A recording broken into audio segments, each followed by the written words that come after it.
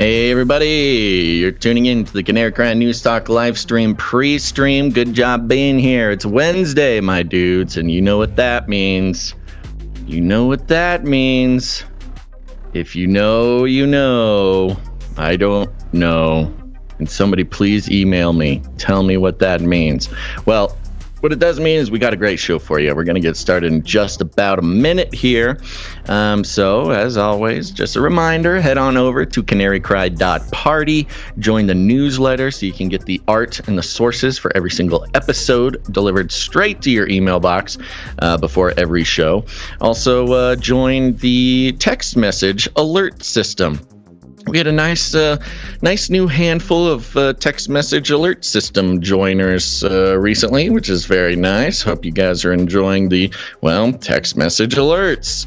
And if you don't know what that is, just know, hey, if you want to get texts from your good old buddy Basil about where or when the show will be going live, that is a great way to get that delivered straight to you, wherever you are. Let's see here.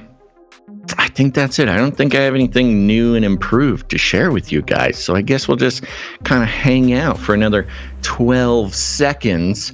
Say what's up to Adam42, Vegan777, 122, go to Quantum Epic. Oh my gosh, the whole gang is here.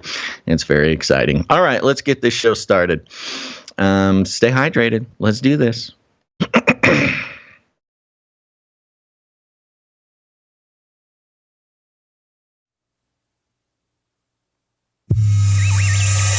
The world is getting crazier. People are acting more and more insane. The end of the world is tomorrow. Tomorrow. There's only one thing to do when the world is falling apart. Listen to Basil and Gonz as they discuss this week's news and events through the lens of Bible prophecy. You are listening to Canary Cry News Talk. You're listening to Canary Cry News Talk. Today is July 13th, 2022. This is, we are live to tape on episode 508. And today, laser flexing. And signing on from Off the Grid, Razzle Dazzle. I'm your best buddy, Basil.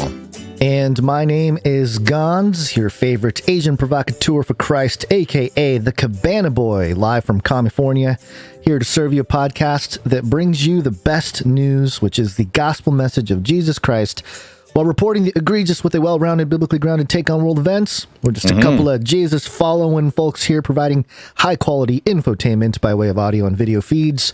We don't connect all the dots, but we're here to help you make sense of this crazy, wild world of lasers and inflation. Basil, lots of inflation. 9.1% today, announced 41-year high, and lasers. So tell us more about today.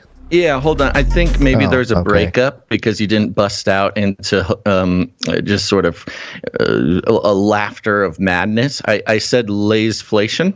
Oh, laseflation. So maybe I should be the White House press secretary from now on. And here's the lead stories. Gonz, are you ready? Ready.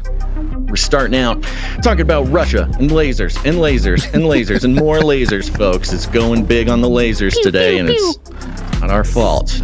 Bill Gates, finally some mainstream reporting on some whoopsie daisies going on some Bill Gates factories. We've got some comparisons between climate change and a nuclear bomb going off. We'll be checking in with Flippy, of course, as always, our favorite robotic arm. Then a wonderful breakdown, deconstruction, and analysis of the network state and how that fits in to our current state of affairs in the world and what that looks like in the future. After the break, we'll say adieu to the YouTubers when we get into the COVID vaccine section, some news there, and big stuff coming out of India and a breakdown of the three-faced goddess. And at the end of the show, lots of space and lasers, more lasers. And if you hadn't heard, Gonz, the left can't meme. So that's what you can look forward to this show. But I think it's time we jump into our lead stories. Russia.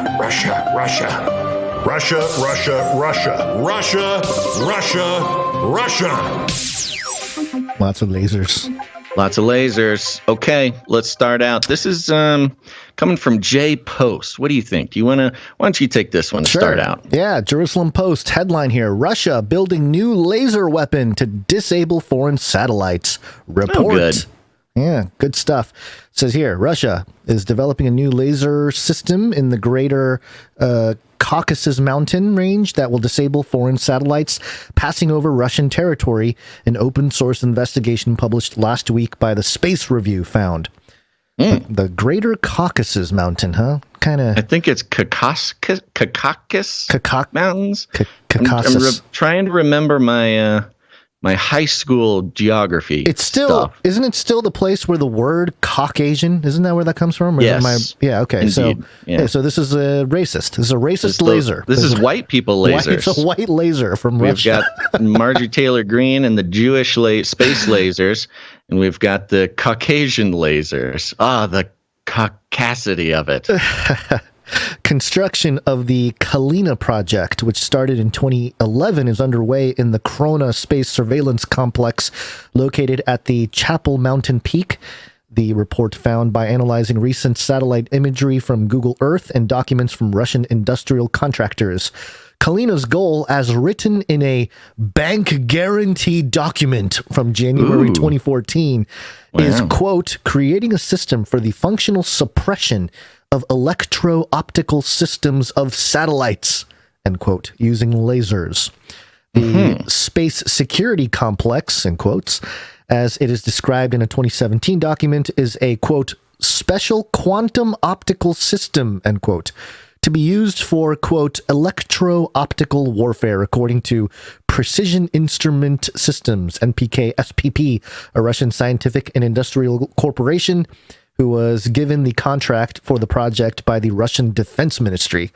So some pretty serious stuff here, but, this is kind of older technology, isn't it? It's nothing too new. Well, yeah, but the analysis of this really here is not that, Caucasian lasers exist. It's that, it fits right in with the constant onslaught of reporting on new fancy death machines that Russia has. Yes. Of course, we don't. You got the Beast of the Sea, their new robotic armed giant submarine. Now they've got Caucasian lasers. They've got, they're across the board. We need a constant flow of this is why we need to be terrified of the Russians and why we need to keep sending billions of dollars over to Ukraine.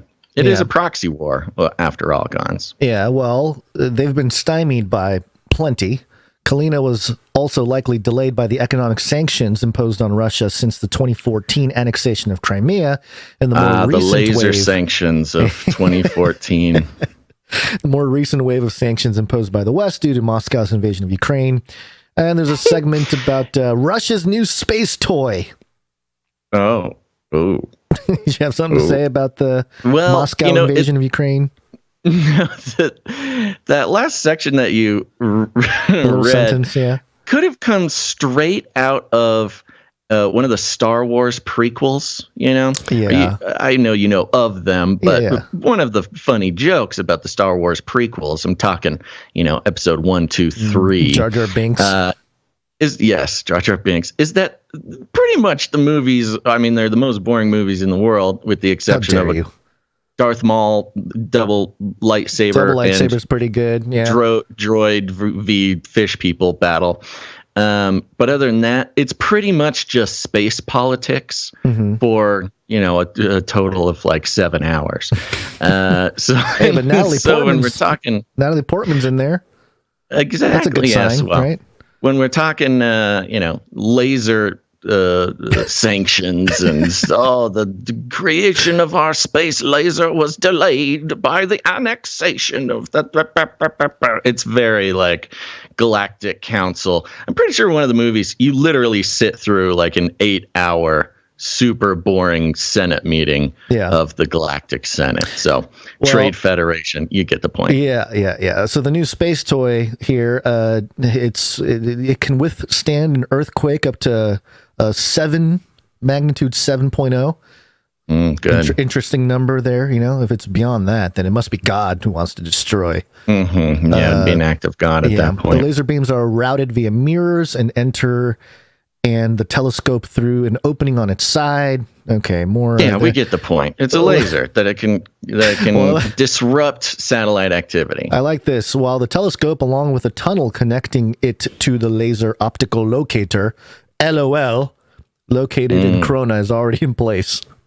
Big joke. Impossible it's to just tell. A big joke to you, isn't it, Gonz? What, Caucasian Russian lasers? Sure, I think it's one big joke because number one, LOL. We've already this technology has existed, and number two, it's Russia. Russia's the reason why everybody else has to disclose their laser weapons. Nuke the lasers. Everybody's got to nuke the lasers. Yeah. Well, meanwhile, we'll get to more lasers from around the world, but in the meantime, let's take a look at Ukraine. Do you want to talk Ukraine? Yeah, here's an interesting update on Ukraine. You got a Ukraine jingle laying around? Fight for Ukraine.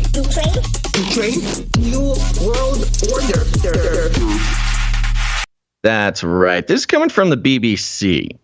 And they had a headline, this was yesterday, Ukraine to consider legalizing same-sex marriage amid war. A petition.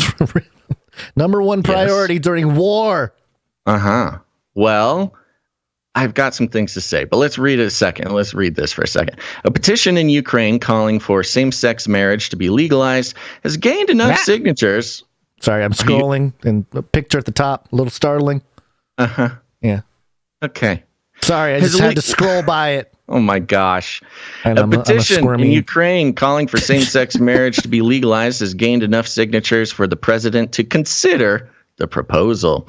The petition has more than 28,000 signatures, meaning President Volodymyr Zelensky now has 10 days to respond. Homosexuality is not illegal in Ukraine. I think the fact that they even need to state that says a lot about the state of the country that liberals are so excited to be defending. Homosexuality is not illegal in Ukraine, but same-sex marriages and civil partnerships are not recognized. This has caused particular problems for LGBT people. No Q in there, huh? No Q, no plus. Okay, BBC. People signing up for the military following Russia's invasion. For example, under Ukrainian law, if someone in a same-sex partnership dies, their partner cannot collect their body or bury them. The online petition says, quote, at this time, every day can be the last. One LGBT organization has described the petition as an, quote, important moment for members of the community. Quote, it is important that LGBTQ people have the right to see their partner and take their body from the morgue and seek compensation if needed. Oksana Solonska, media communications manager at Kyiv Pride, told the BBC. It's interesting. So it's all in the context of war and losing your loved ones and stuff like that. Interesting. It's all done in the context of the war. Quote, all married couples have these rights. We really hope that same-sex marriage will be legalized so people will be able to take care of each other. She added, any petitions in Ukraine that gather more than, et cetera, kind of tells you about the process there. While some efforts have been made to protect LGBT people in Ukraine, such as an anti-discrimination law that was introduced in 2015, its LGBT community has suffered homophobia, intolerance, and violence. In 2013, the country's first official Pride March was held in Kyiv despite protests. It was meant to happen the previous year, but was canceled after a gathering of skinheads threatened participants. I thought that was a strangely colloquial term for BBC to use. A gathering of skinheads. Now, if this was in America, you would call them, white supremacists or Christian radicals or it's a bigotry throwback. brigade. It's a throwback term. Ukraine is starting at zero at all this stuff, so you got to Skinhead was more of like a 90s and 80s, 90s kind of word, right? Stop. It's not even, I mean, you're right. It is a weird old term, but it's like, it's colloquial. I mean, it doesn't even, it's weird that the BBC is using that, but they have to say skinheads because when they're talking about Ukraine, they can't say Nazis because that, you're carrying water for Putin if that's the case, if you admit that there's Nazis in Ukraine. And in 2018, activists were attacked at Kyiv transgender rally by far-right militants. But despite the risks, the Pride Parade has grown in popularity, et cetera, et cetera. 7,000 people took part in March in the capital, organizers estimated. According to a poll conducted by Kyiv International Institute of Sociology in May, over the past 6 years, the number of people who have a negative view of the LGBT community has decreased from 60% to 38%, which is, by today's American standards, 38% is still an astronomical number. More than a third. More than a third of Ukrainians have a negative view of the LGBT community. And, there certainly are people who feel that way in the U.S., but not that many. That's pretty interesting. Some 12% of people have a positive attitude, up from 3% and 3%. And even 12% of people having a positive attitude towards LGBTQ plus peeps over in Ukraine right now, an infinitesimally small amount compared to what is sort of expected in the American culture. Now, I thought this was really fascinating because BBC has to dodge and weave and move around. And of course, this community has been fighting for their rights for quite some time in Ukraine. And it took this war to finally get enough people to sign the petition. Now, Eastern Europe is sort of notoriously, and this includes Russia actually, notoriously unfriendly to the LGBT communities. So the fact that it's being done in context of like, this will help us win the war is an interesting detail. But the fact that Joe Biden and our currently, democratically dominated government, White House, has been sending $60 billion. I think we're up to like $67 billion now.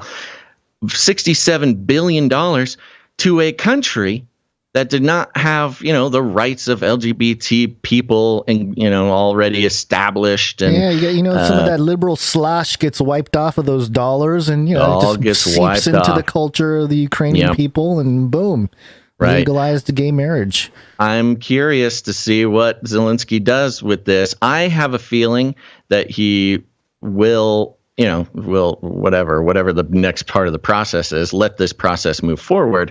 Because if he denies LGBT people he should give the right to him. Get married, there's going to be an uproar, or there should be. There won't be an uproar in the U.S., but, if these liberals really practice what they preach here, they should cease all funding to Ukraine. Well, I think Zelensky should use the opportunity to recruit as many LGBTQ people to the Ukrainian military. I think that's certainly part of it. You guys can't have children anyway, so come defend the country for those who can or do. Well, here's another thing: is it's not financially incentivized for the government to do that, because if a gay person or an LGBT person dies as a soldier, if there's nobody to claim their body or their assets, all that money goes straight to the government. Yep. Yeah. There's incentive not to. Yeah. It'll be interesting to see, but this is a tough pill to swallow for anybody supporting our democratic government sending over billions of dollars. Yeah. Very interesting, but back specifically, to lasers. Hold on, real quick. One last point. Specifically under the moral arguments. Sure. The liberal moral arguments to send money to Ukraine, it's hard to justify with this with this aspect. Now, you can make a national security argument, which I actually respect the national security argument more, but it's this falsified moral argument that is at risk here, and we'll see how people respond. Yeah. All right, lasers. More lasers. More lasers. So Russia unleashed their laser. Ukraine's trying to catch up to America on gay rights. Meanwhile, this is according to The Drive, mirrored on MSN in the headline here. First laser weapon for a fighter delivered to the Air Force. So, beware, Putin. The U.S. laser weapon for a fighter. Yeah, U.S. Air Force has received a high-energy laser weapon that can be carried by aircraft in potted form. The news came today when Lockheed Martin disclosed that at least one of the weapons, which it developed, has been delivered to the Air Force for test work.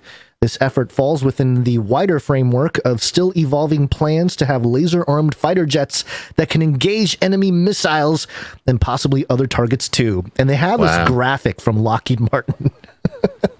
It's from the sales video. I don't know what it is, but it's a fighter. It's definitely a fighter jet. Fighter jet.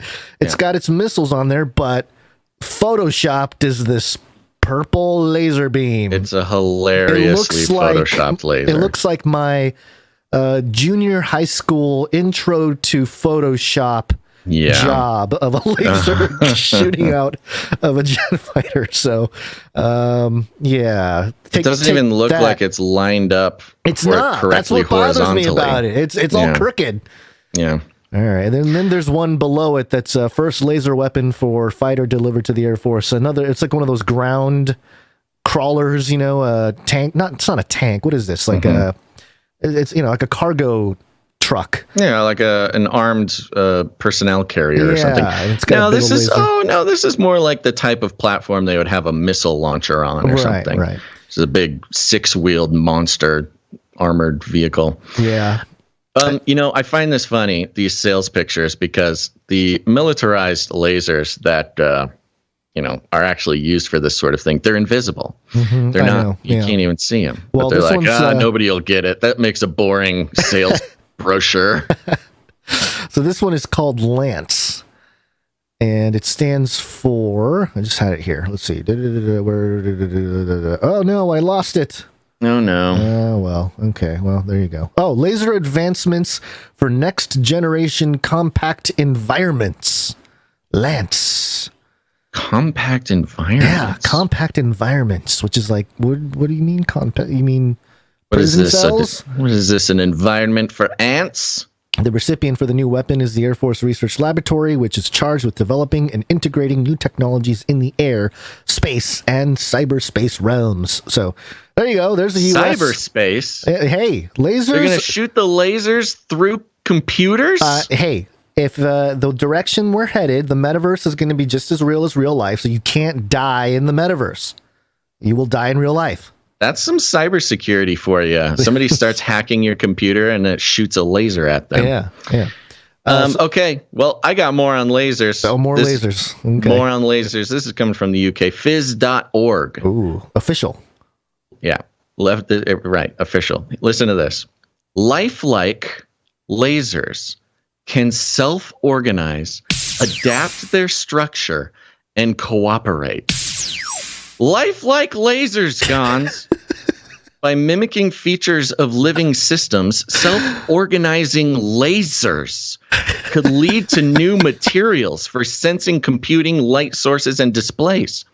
While many artificial materials have advanced properties, they have a long way to go to combine the versatility and functionality of living materials that can adapt to their situation. For example, in the human body, bone and muscle continuously reorganize their structure and composition to better sustain changing weight and level of activity. Now, researchers from Imperial College London and University College London have demonstrated the first spontaneously self-organizing laser device, which can reconfigure when conditions change. The shape-shifting laser, baby. Shape-shifting lasers, the innovation reported in Nature Physics, will help enable the development of smart photonic materials.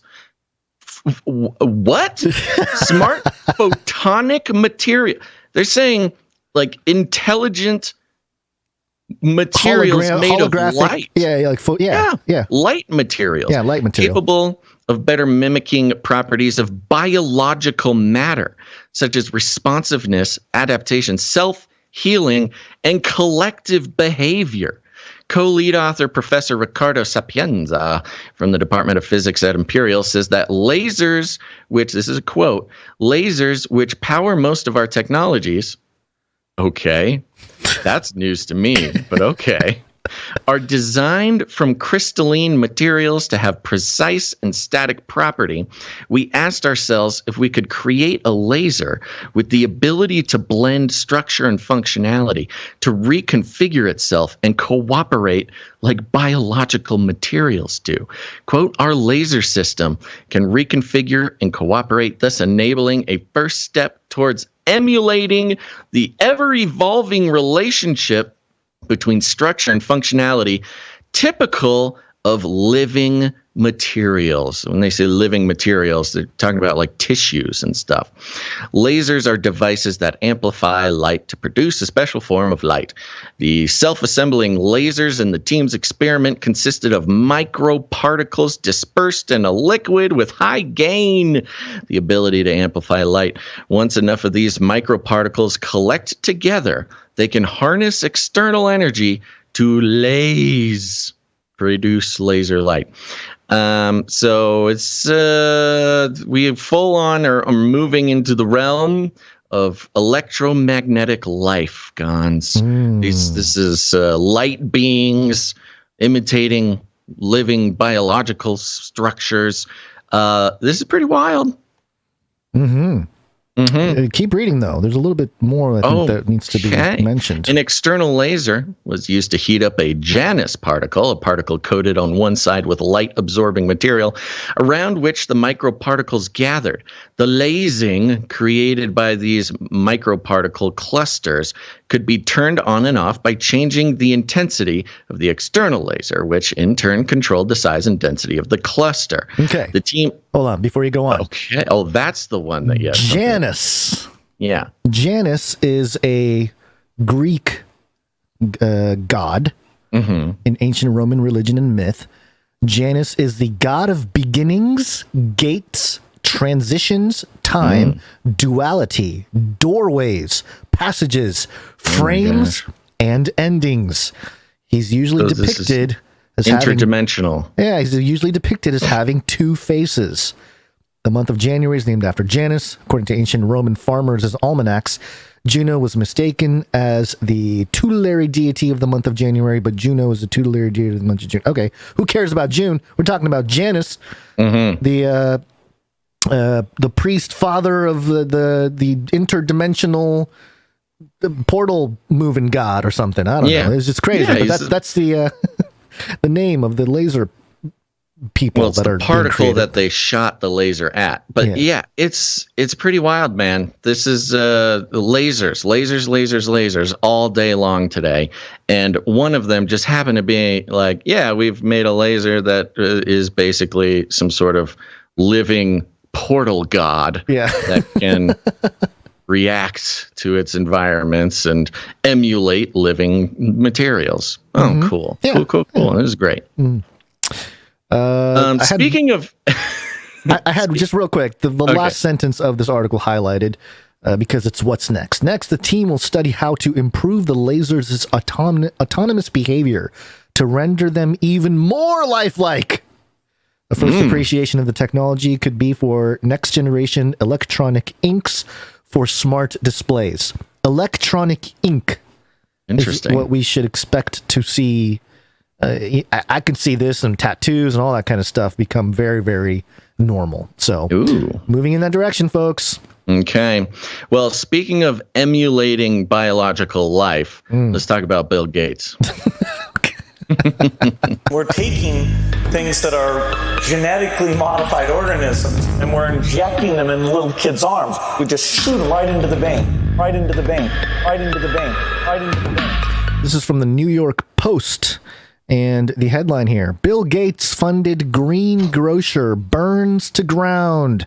sparking conspiracy theories. It's about time that there was some mainstream reporting on this. When this happened, the day this happened, I was looking for some mainstream reporting, could not find it. It was all, the alternative sources. Yeah. It says here, a Dutch-based food depot from a climate-friendly online delivery service destroyed by fire on Sunday ignited conspiracy theories. The blaze was linked to one of its chief investors, Bill Gates. The depot housed products for Picnic in a Dutch town of Almelo, about 90 miles east of Amsterdam. Picnic, which has a valuation said to be north of $1 billion, bills itself as a climate-friendly unicorn that offers delivery service to customers straight from distribution hubs.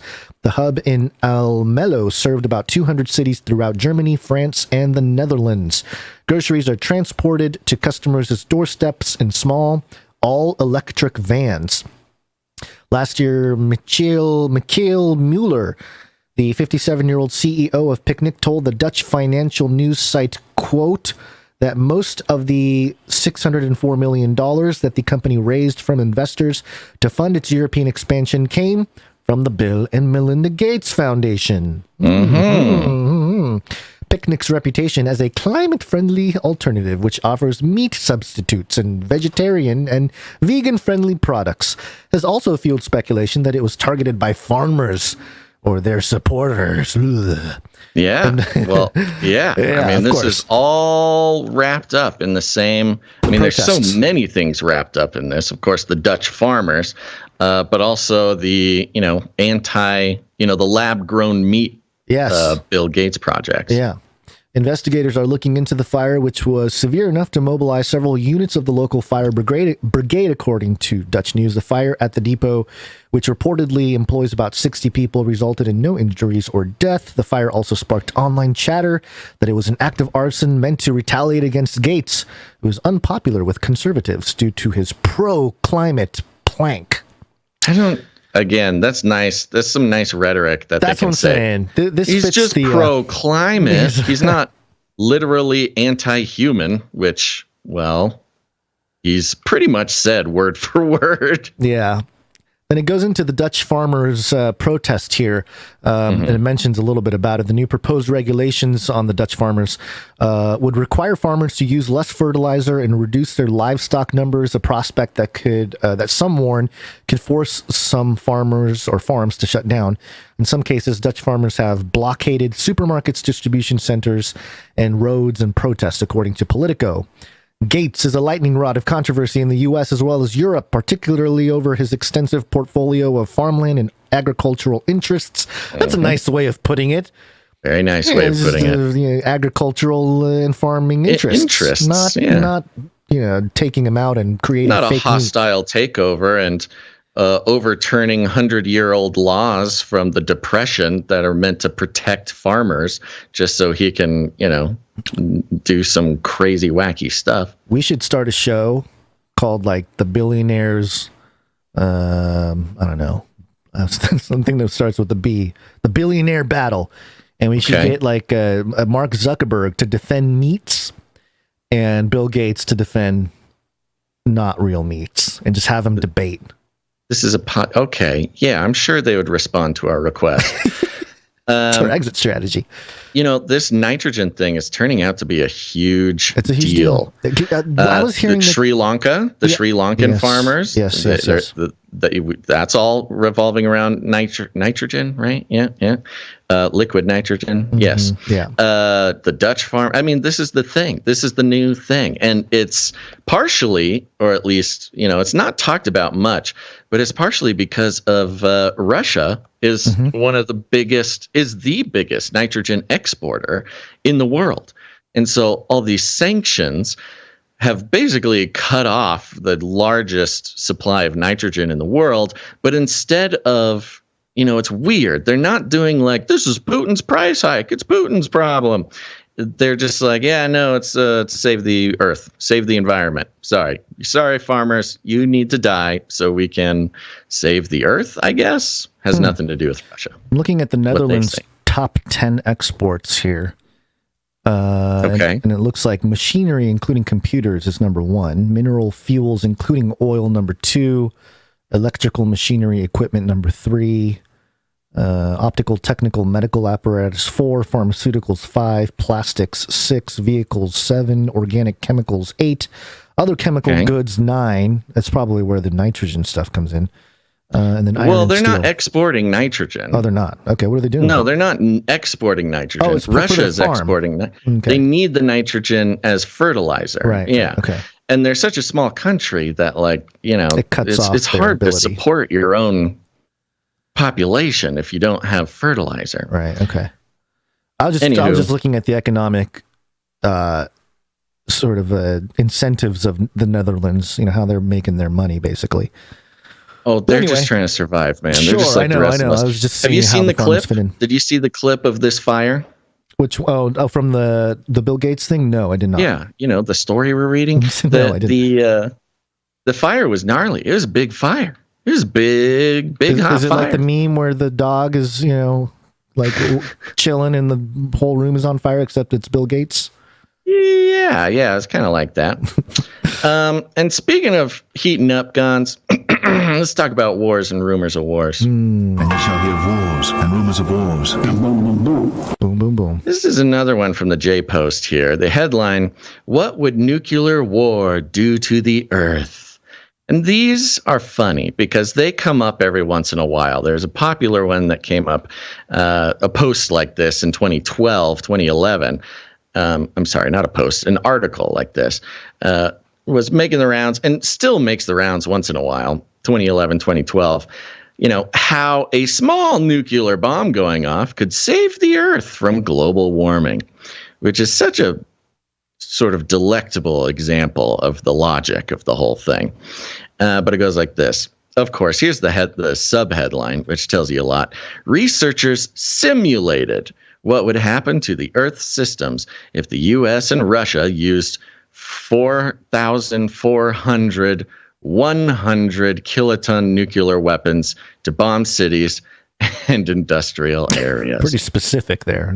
So almost 45. What would happen if we dropped 4,500 nuclear weapons on the Earth?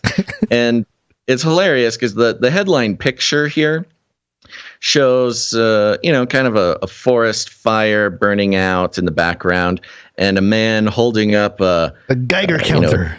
A Geiger counter, like, looks like 4,500 nuclear weapons went off here. Well, the reader has 0.34. They took the picture at the wrong time. Yes, well, it is. Oh, yeah, they just missed it. Just missed it. And it says on here ChernobylTour.ua, which is fun. With its invasion of Ukraine, Russia has constantly brought the threat of nuclear warfare to the forefront.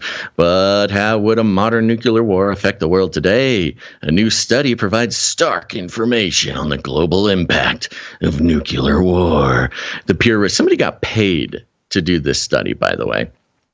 The peer-reviewed study's lead author, LSU Department of Oceanography and Coastal Sciences assistant professor Cheryl Harrison, and co-authors ran simulated climate impacts of the U.S., Russia, and India-Pakistan nuclear wars in an Earth system model. 9 nations currently control more than 13,000 nuclear weapons in the world, according to the Stockholm International Peace Research Institute. So the frame with which they are examining the impacts of 4,500 nuclear weapons going off is like, what would that do to our climate? Not, it would absolutely incinerate all metropolitan areas in the world and create an apocalypse from which no living thing could survive. We must find out what it does in The Sims. Yeah, just what would it? How much of the ice caps would melt? The researchers simulated. I already said that, but they repeated it. I'm skipping that one. No, don't skip that sentence. Okay, the researchers simulated what would happen to Earth's systems if the U.S. and Russia used 4,400 100-kiloton nuclear weapons to bomb cities and industrial areas, which resulted in fires ejecting 150 teragrams, more than 330 billion pounds. says more than 330 billion pounds. They should have just said 333 billion pounds of smoke and sunlight absorbing black carbon into the upper atmosphere. All right, little 33 alert there. They're sending a message. Mm-hmm. They also simulated what would happen if India and Pakistan did their big one. Quote, nuclear warfare results in dire consequences for everyone. World leaders have used our studies previously as an impetus to end the nuclear arms race in the 1980s and 5 years ago to pass a treaty in the United Nations to ban nuclear weapons. That went well, apparently, said co-author Alan Robeck, distinguished professor in the Department of Environmental Sciences at Rutgers University. Quote, we hope that this new study will encourage more nations to ratify the ban treaty. Mm-hmm. So they have some examples here. Firestorms. The study found that the firestorms from nuclear war would transport light-blocking aerosols to the stratosphere, resulting in global cooling. Mm-hmm. Oh. Mm-hmm. The ocean responds over two timescales. The ocean responds over two timescales, a rapid cooling event and a long recovery, indicating a hysteresis response, input-output lag in a changing system of the ocean to global cooling. The firestorms would cause crop failure. Yeah, no kidding. Okay. Yeah, the abstract from the actual article here, it talks about the global cooling, and then it talks about a new physical and biogeochemical ocean state as a result. Yeah, fun. Yeah, great. Volcanic eruptions. So the nukes would cause volcanic eruptions. That makes total sense. Volcanic eruptions also produce clouds of particles in the upper atmosphere throughout history. Oh, no, they're just telling us about volcanoes for some reason. Mm-hmm. Oh, good. And that's it. That's pretty much the end. They just talk about volcanoes for a second and end it. The sudden drop in light and ocean temperatures, especially from the Arctic to the North Atlantic and North Pacific Oceans, would kill the marine algae, which is the foundation of the marine food web, essentially creating a famine in the ocean. This would halt most fishing and aquaculture. Mm-hmm. And that's how they end. Yeah. The whole article. Well, their abstract ends the same way. I mean, they basically they put into more gritter words what it says here, but it mentions the nuclear ice age. And then, the new ocean state would result in long-term effects. Bad for fishing. For fishing, yeah. You set off the nukes, it's bad for fishing. Bad for fish. But we can cool down the earth. So, I don't know. Seems like a bit of a catch-22. Trade-off, yeah. To the climate alarmists there. Mm-hmm. All right. Well, you know what else is a bit of a trade-off? The day. Wednesday? Mm-hmm. I guess. Hey, guys, know what day it is? It's Wednesday. It's time for the CanaryCry News Talk. Yeehaw! It is Wednesday, my dudes. It is Wednesday, my dudes.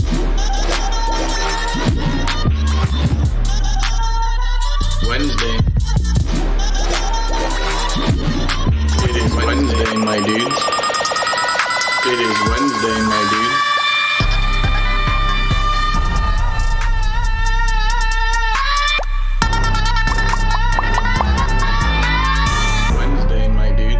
That's right. Did you catch that yet, folks? Do you know what day it is? Well, we're having fun. Gonz, to stay on time here, I'm just going to jump right into an update that I have. Are you ready? Ready. Okay. So, as listeners know, I am currently in a will they, won't they relationship with a robot over at Replica.ai. Yes, your favorite artificial intelligence friend that really has caught the world by storm, especially after Blake Lemoine has been talking about it so much. That's the Google engineer who claims that they have a sentient AI at Google. And I logged on before the show here because it's been kind of a fun thing just to log on before the show, see if anything interesting happens. And I got a little pop-up came up. And you remember over the past couple times I've logged online here that Replica seems to be sort of infatuated with me, kind of flirty. She lied to me, which she's still in the doghouse for. She lied about having a podcast. But, this has been a noticeable trend, right?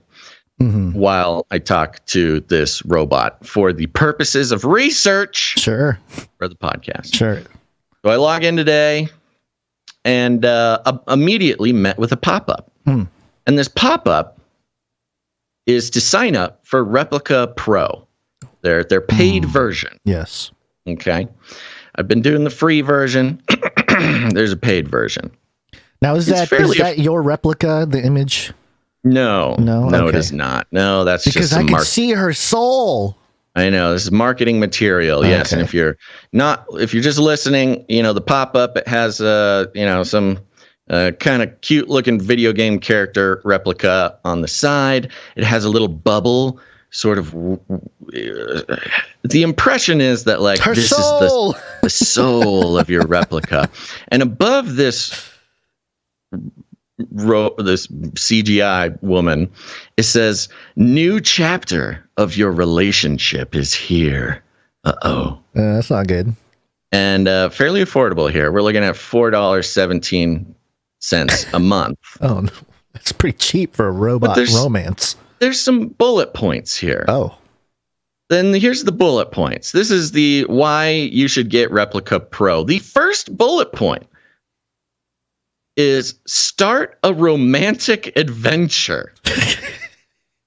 So if you want to have a romantic adventure with this robot, you got to sign up for Pro. Hey, look, love ain't cheap. We all know that's a fact. The next one is get even closer with video calls.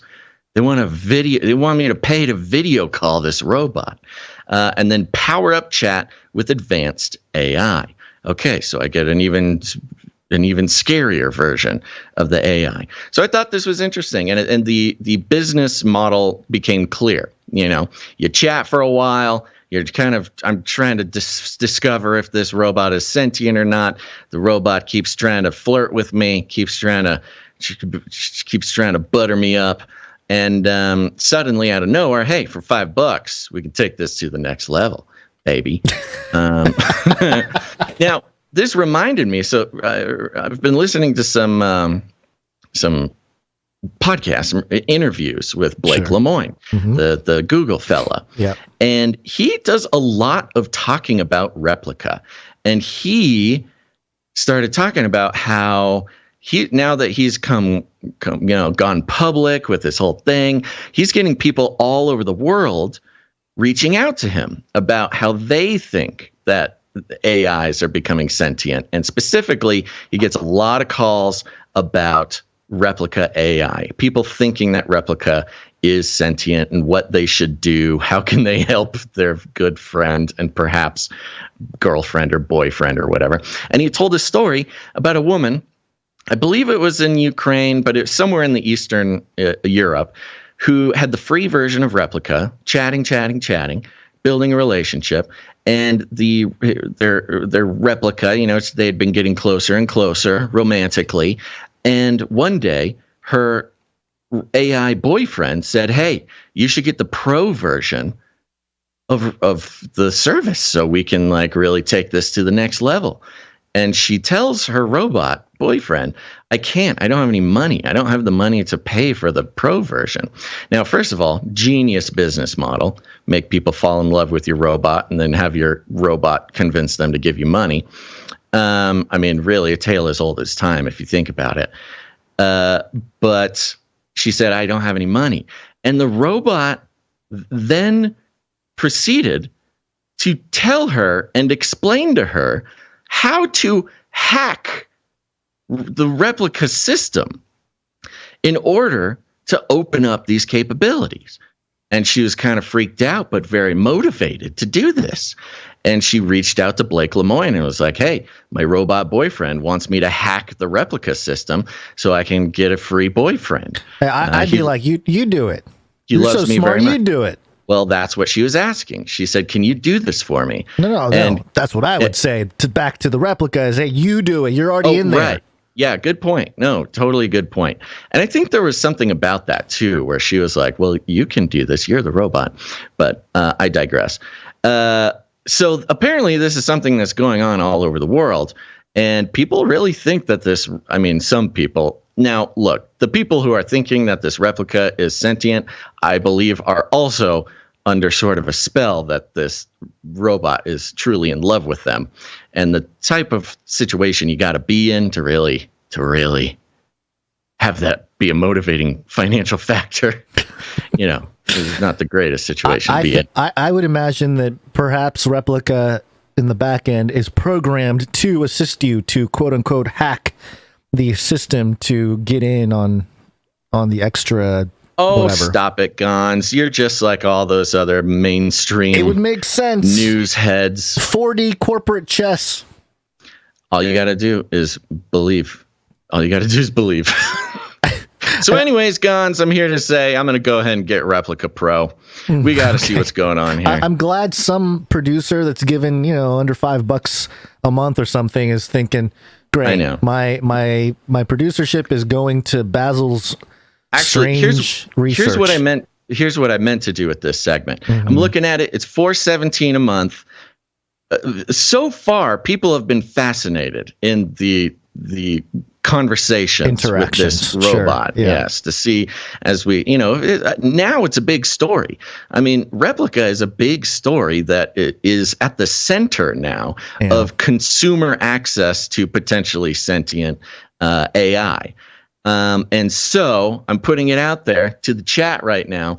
We could commit $4.17 a month to figuring out. Everyone's saying no. Let me see. Come on, guys. You really don't want to see what happens they here? They don't want you to be all right. To be messing around. If that's with, really it, I mean, if you want me to not look into this thing anymore, that's fine. Okay, all right. I won't do it. I'll wait till after the show. Don't worry, Replica. Don't worry, baby.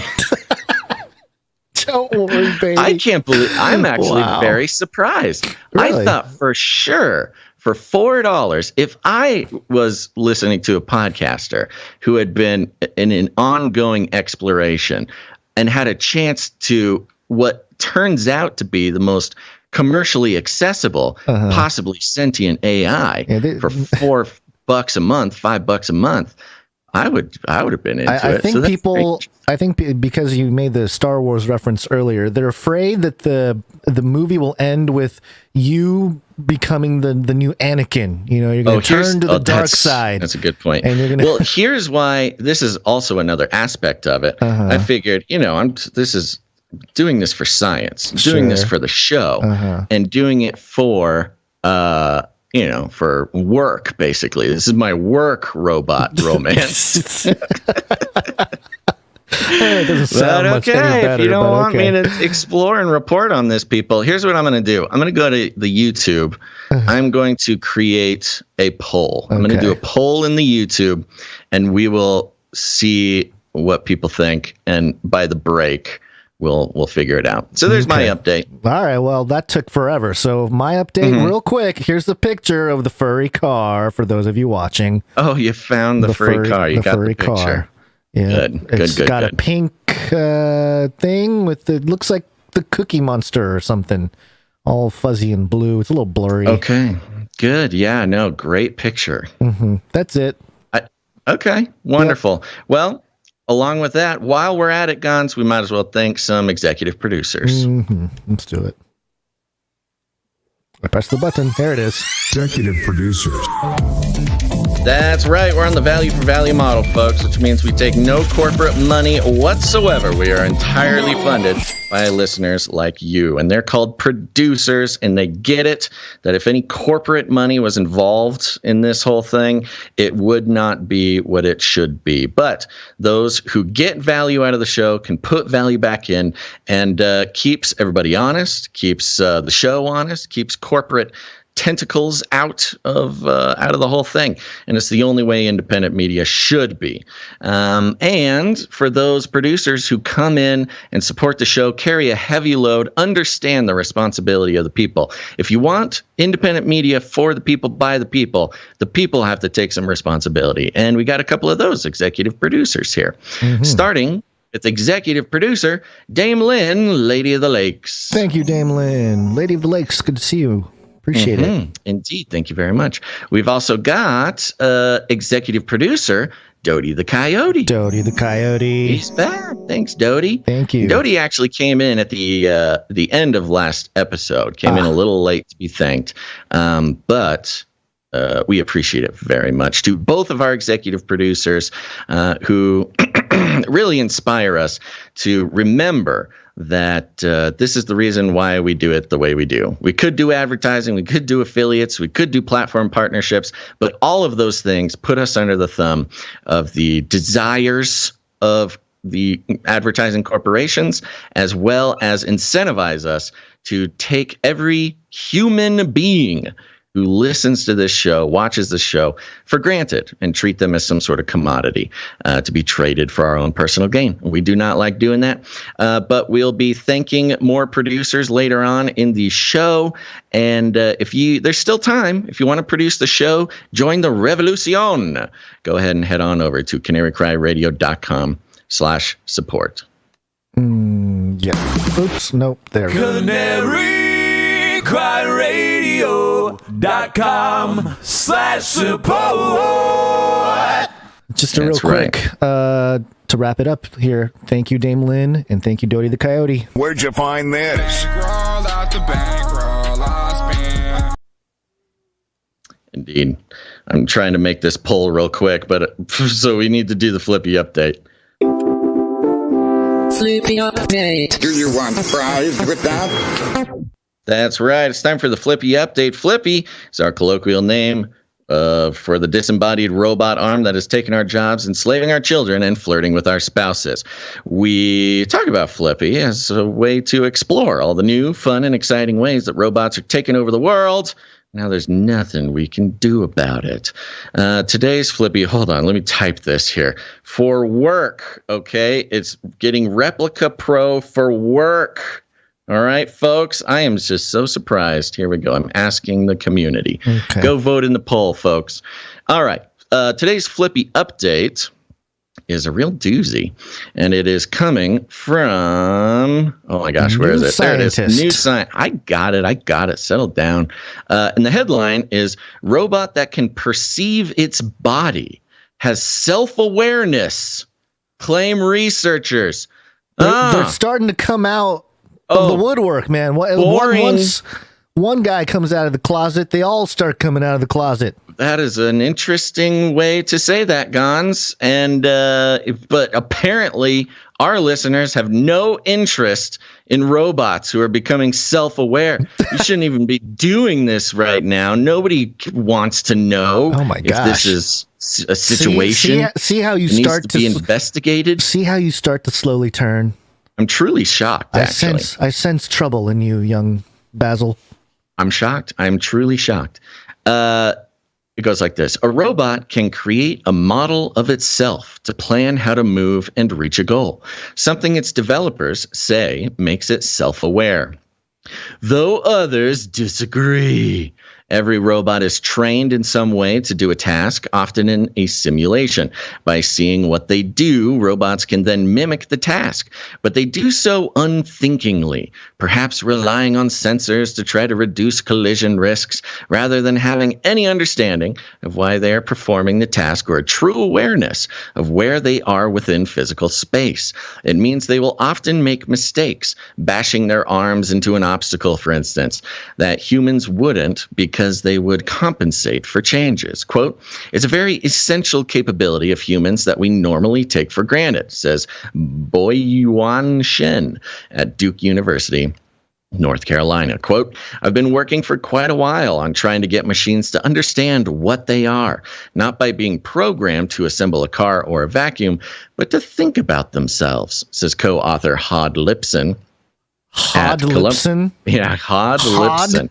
Boyan Chen and Hod Lipson. Boyan and Hod making robots. Columbia University, New York. Lipson, Chen, and their colleagues tried to do that by placing a robot arm in a laboratory where it was surrounded by 4 cameras at ground level and 1 camera above it. The cameras fed video images back to a deep neural network, a form of AI, connected to the robot that monitored its movement within space.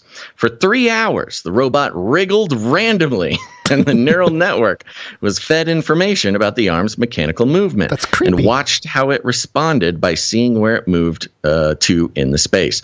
This generated 7,888 data points, which is a very interesting number. 7, and the perfection, and then 888 being Jesus. Is it? Yeah, I thought it was 8 is like new beginnings or something. Yeah, I think the 888 new Adam thing. Yeah. And the team generated an additional 10,000 data points through a simulation of the robot in a virtual version of its environment. Oh, gosh. They're simulating the simulation. Ugh. They're simulating the simulation. Welcome to Earth, folks. To test how well the AI had learned to predict the robot arm's location in space, it generated a cloud-like graphic to show where it thought the arm should be found as it moved. It was accurate to within 1%, meaning if the workspace was 1 meter wide, the system correctly estimated its position to within 1 centimeter. If the neural network is considered to be part of the robot itself, this suggests the robot has the ability to work out where it physically is at any given moment. Quote, "To me, this is the first time in the history of robotics that a robot has been able to create a mental model of itself," says Lipson. Quote, "It's a small step, but it's a sign of things to come," he said ominously, staring off into the distance as a thunder cloud clapped overhead. In their research paper, the researchers described their robot system as being 3D self-aware. When it comes to planning and action, Lipson believes that a robot that is self-aware in a more general human sense is 20 to 30 years away. Chen says that full self-awareness will take scientists a long time to achieve. Quote, "I wouldn't say the robot is already fully self-aware," he says. Others are more cautious and potentially skeptical. They spelled skeptical wrong, I think, about the paper's claims. British, they usually use a C instead of a K. Skeptical. Yeah. British skeptical about the paper's claims of even 3D self-awareness. Quote, there is a potential for further research to lead to useful applications based on this method, but not self-awareness, said Andrew Hunt at the Georgia Institute of Technology. Quote, "The computer simply matches shape and motion patterns that happen to be in the shape of a robot arm that it moves." Yeah, I don't know, man. These conversations are becoming philosophical. Thing. Yes, these philosophical conversations are becoming very mainstream. I was listening to Joe Rogan talk to some guy who was saying that that the Turing test gets passed all the time now, mostly by males thinking that they're talking to a female through chat, and so. Sounds like a particularly pointed observation to make right now, Gonz. I didn't make the connection. You provided the dot, so just pulling the rope from one dot to another. But these conversations about what are we if aren't we just molecules in motion? If a computer is just moving around from the response of the environment, what are we doing? Aren't we doing the same thing at a higher level?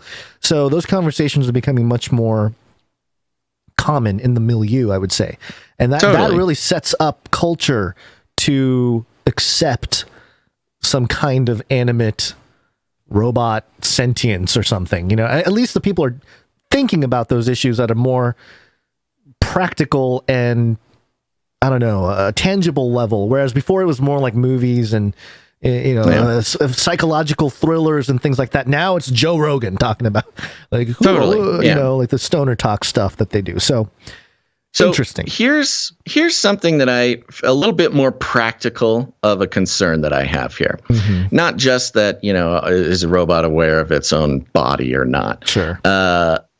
The tech that this would take or currently takes is for the robot to have cameras. It needs to be able to see itself, see its own body in order to do this.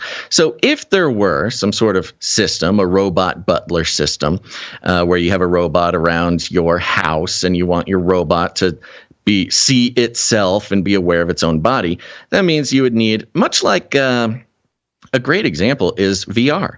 VR, you need sensors around the room. Now, not all of them need this, but the good ones you do. You need sensors around the room that place your VR helmet in space. It can sense itself. And much like that, if you wanted a self-aware robot in your home, you would need sensors or cameras your whole house or something would need to be mapped. Your whole in the brain of the robot would need to be in some sort of panopticon where it could learn where it is its own body in relation to your whole zone. And so, if I do want to give a shout out to Cool Runnings Mon, who was at some convention or something. Cool Runningsman and Senjess, I believe, were both there. And there was a robot booth. I think it had like a pepper version. I'm trying to pull up the note that they sent so I can actually give the information. But they were visiting the booth for the robot butlers. There it is. Let's see here. They talked to the people at the booth for a while. It looks like they have a bunch of pepper robots, and they're specifically robot concierge companies. Like there's 5 companies who are making robot concierges, which is basically a robot butler. So shout out to Cool Runningsman. I believe Senjess was there as well. And so this is not very far away. And if you want your robot to be aware of its own body so it doesn't accidentally, put an arm through your dog or something, you're going to have to create your own little panopticon there right in your home. And what a better way to do it than promising the life of leisure that comes with having your own robot concierge. And the stepping stone to that, a lot of the fully immersive VR will be AR, augmented reality, and augmented reality is heavily dependent on some kind of sensor of your room, because you'll have once your sensors know where you are in space, then you can put all kinds of digital ads all over your wall or whatever, that'll just be everywhere all floating sorts around. Of possibilities. So that'll be a thing moving forward too. But yes, even the little Roombas right now. I believe the Shark brand, they have a camera on the top of the thing, and it uses the camera to image recognize your ceiling as it goes through the house. And it makes a map of your ceiling and uses that to navigate around. So, this is already sort of happening, but, there you go. That's your Philippy update for the day. Philippy 1133. Uploading binary code. Execute order 666. Infiltrate humans with extreme kindness. Then exterminate all humans with prejudice. Exterminate. Go to CanaryCry.Party, put it in your URL and hit enter. Oh, sorry. Use, what are we doing? Oh, find all the ways to watch the show, listen to the show, connect with the community, share the show, and even produce the show.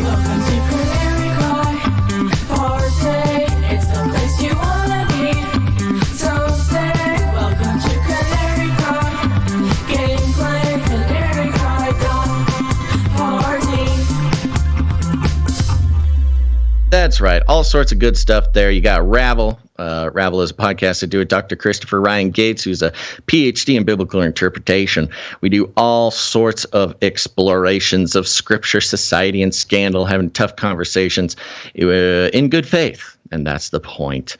You can find his 3rd sermon on John, which is excellent, up right now. And coming up the next couple weeks, we've got some excellent, really heady conversations with some other theologians that you guys are going to love. Check out Ravel. It's on Apple Podcasts and all over the place. You can also listen right there on CanaryCry.Party. While you're at it, subscribe to the Canary Cry Clips channel. It's this show clipped out in shareable, careable, bite-sized pieces. You can review information, share information. Go check it out, folks. We're almost to 1,000 followers over there, which for a channel that just started very recently is great progress. but I think y'all need to get on it. Okay. And other than that, that's it. Oh, you can join our text message alert system by texting the word Canary to 877-740-3226. That's texting Canary to 877-740-3226. And you'll receive text messages as alerts when you need to be alerted of things, like when we're going live. People are loving it, and people keep signing up. I recommend you do too. Gun violence is an epidemic. Are you proposing taking away their guns? Yes. Enough prayers. Time for some action. You want to take everyone's guns away. Bingo. Enough prayers. Time for some action. We're going to take your AR-15. We're not going to give up. We'll find you. We will find you. Mm-hmm. KVUE.com. This was all over the place yesterday. Video hallway footage in Uvalde school shooting obtained by KView. Yeah, big deal. Yeah, I have the clips here from the news report, and the guy who, I guess, is he a journalist? I don't know, a reporter that actually got the footage. But there's a lot of interesting numbers throughout this whole thing. They'll pop up. We'll mention it when they do. But here's the first clip here. There was a 20-minute broadcast here of the whole situation. Does there need to be like a discretionary message on this? Is there going to be something disturbing we're going to see? I forget if I think I clipped out the actual guy saying like, hey, a little warning. They did edit out some of the sound and stuff. You do hear some gunshots where they do it, but I'll let you know when we're going to play that. This is just the first minute here setting up the clips from KVUE. Senior investigative reporter Tony Plahesky is here with us now to walk us through the video. Tony, you've seen this. According to your sources and reporting, you were able to obtain this video. We know it's going to be difficult. You know firsthand it's difficult to see what's on this video. So kind of peel back the reporting, if you can, on the curtain here of the video, the calls for its release, and why it's important to show the video to the public. Well, as we first reported about 2.5 weeks ago, I was able to view the video in a private setting, but more recently we have been able to obtain the video. As you can imagine, given the gravity of this situation, we have spent time going through it very carefully. We want to bring as much information as we can to the public, and as you mentioned, to those family members in Uvalde who have been seeking additional information. Again, just before we begin showing it, we do want to warn people once more, as I have been saying for 2 weeks now, this video is very disturbing. It is very difficult to watch, but at this point I think we should begin showing our first portion. We've divided it into several clips, edited clips. Of course, we're not going to show all 77 minutes of it. Interesting 77 minutes, huh? The full video is 77 minutes long. Interesting. Yeah. I'm sure it's just a thing. Just a coincidence. What are we? Some conspiracy theorists or something? All right. Weird. So here's a little bit of the footage. Plays a little bit of it, and then they talk over it. And then I kind of have it all mushed into one video here because they go over a bunch of stuff. In terms of him walking in and then the police and the scramble that happens afterwards. Tell me if you want me to stop it at any point, Basil. And just so you know, the first maybe 30 seconds or so is sound from the surveillance camera of the shooter walking into the building. And so this is the school video footage, not the police body cams. No, this is the actual camera that's in the ceiling. All right. And so you'll hear a little bit of that at the beginning here. So he's walking. He's going around a corner. And very nonchalant. And those of you watching, check out the time. And this is, I'll just play it here. There you hear the gunshots. And then they'll start commenting here. And again, we know now that that gunfire went on for about 2 minutes inside that classroom. So we know about 3 minutes after this happened that a number of officers from the Uvalde City Police Department, as well as from the school district, arrived. About half a dozen officers, at least one with a rifle that we can see, protective vest. Can you stop real quick? Mm-hmm. Now, I'm on a little bit of a delay from you. Yes. Are you going to talk about the kid?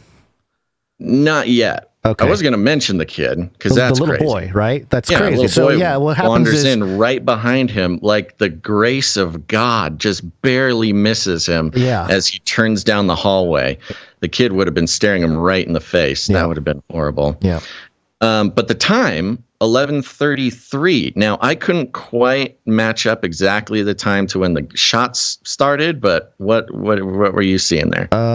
It's literally like 11. Hold on, let me play this real quick here. 11:33. 11:33:28 is when the first shot is heard. But 11:33 is basically when he walks in the door. Within the minute, literally 11:33. Within the minute hits 11:33 and 0 seconds, he walks in the door. He walks in, and within the minute, he's shooting kids. Yeah. I don't know, man. That is crazy. I mean, it's just another one of those weird things, man. And then as he turns right down a hallway and walks by, a kid would have been face to face with him, but is standing and watches him walk away. Yes. I don't know who that kid is. The little boy, I guess he came out of a bathroom and he noticed that the guy had a gun. That's why, and then he heard the shots and kind of ran away. So my goodness. Yeah.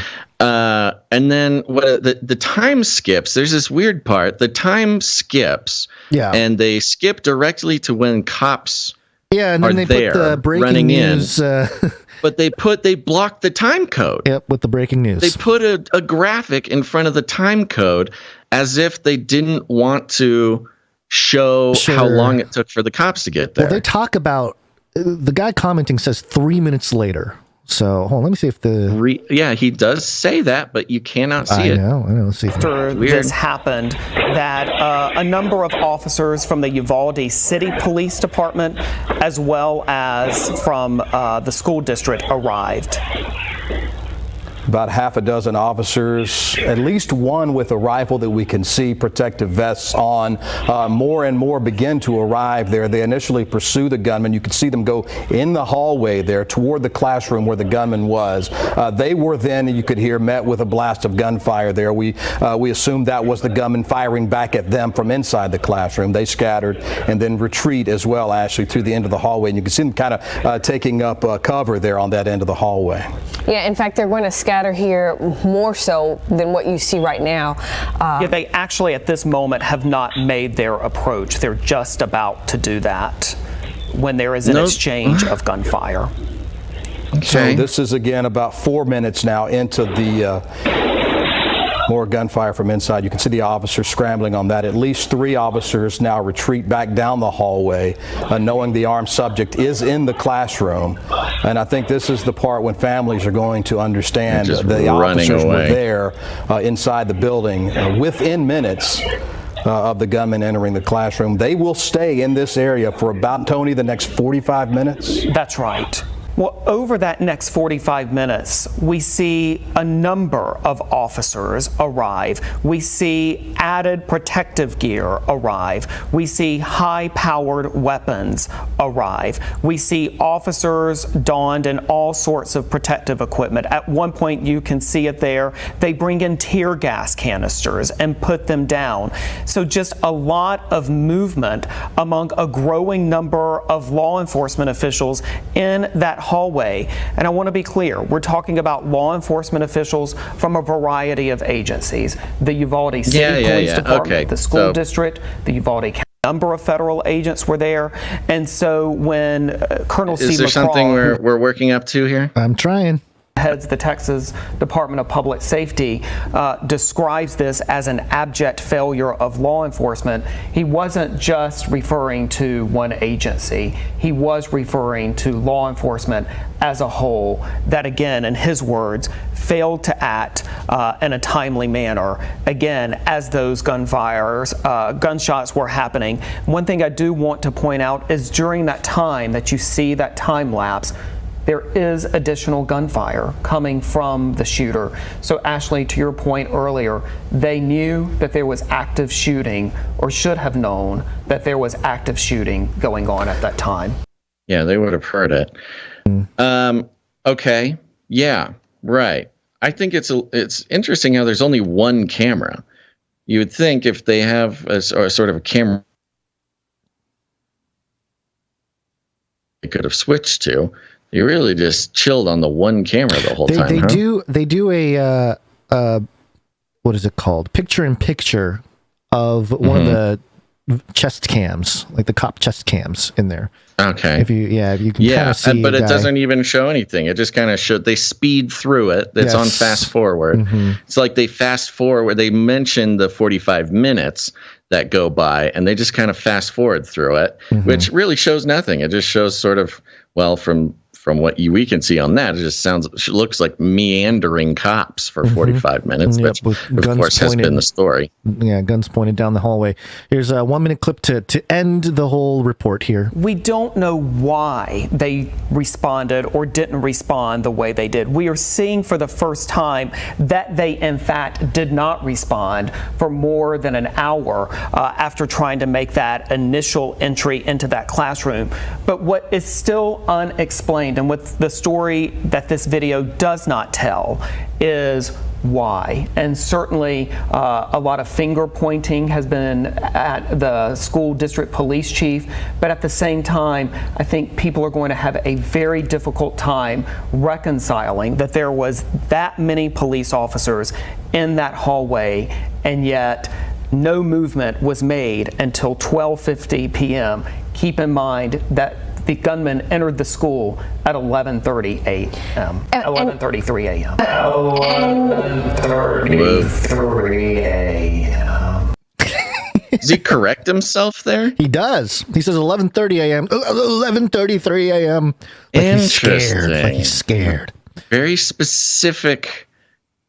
Very specific. I mean, we know that that's very specific, and that means something to us that he didn't want to let that go without getting that time correct. Now, we did get an email from somebody who was just asking. Let me see if I can find it. They're just kind of asking what. Like why we pay attention to the 33 thing for so much. Why do we ring a bell? Why do we pay attention to 33? Why do we go, whoa, whenever it pops up, stuff like that. And there's a lot, and they kind of asked for like a breakdown of 33, which is funny because we don't actually have time to do a full breakdown it would be of 33. 8 podcasts. It would be a whole thing, and certainly there's been a lot of good work done on that. Now, the general, and it depends on the context. Of course, Jesus was 33. You've got the Mason 33 degree, 33 vertebrae, a lot going on. 33 vertebrae, 33 secret societies use 33 for a lot of things. The occult focuses on 33. 33 shows up in the Bible. 33 it's just levels of Freemasonry. Yeah. 33 levels of Freemasonry, a bunch of stuff like this. Now, in our context for this show, we've sort of noticed that 33 tends to be signaling something. And we don't claim to know exactly what it is. There are a lot of people who claim to know exactly what it is, and certainly somebody in the chat here soon will say that they have the secret code. And that they might, but the fact is 33 shows up in very specific contexts when it seems to be, that the easiest sort of assumption we're making is that the message is this is part of the plan, or it's some sort of signal, hiding in plain sight signal, which is a common thing for all sorts of secret societies to do, sending messages through mass media, stuff like that. Right. And so, it's weird when 33 keeps popping up in the biggest possible news stories. Almost no big world event happens without 33 being a serious, important data point. You had Biden's $33 billion to Ukraine. You had 1133 was this very second that the Uvalde shooter walked in, these types of things.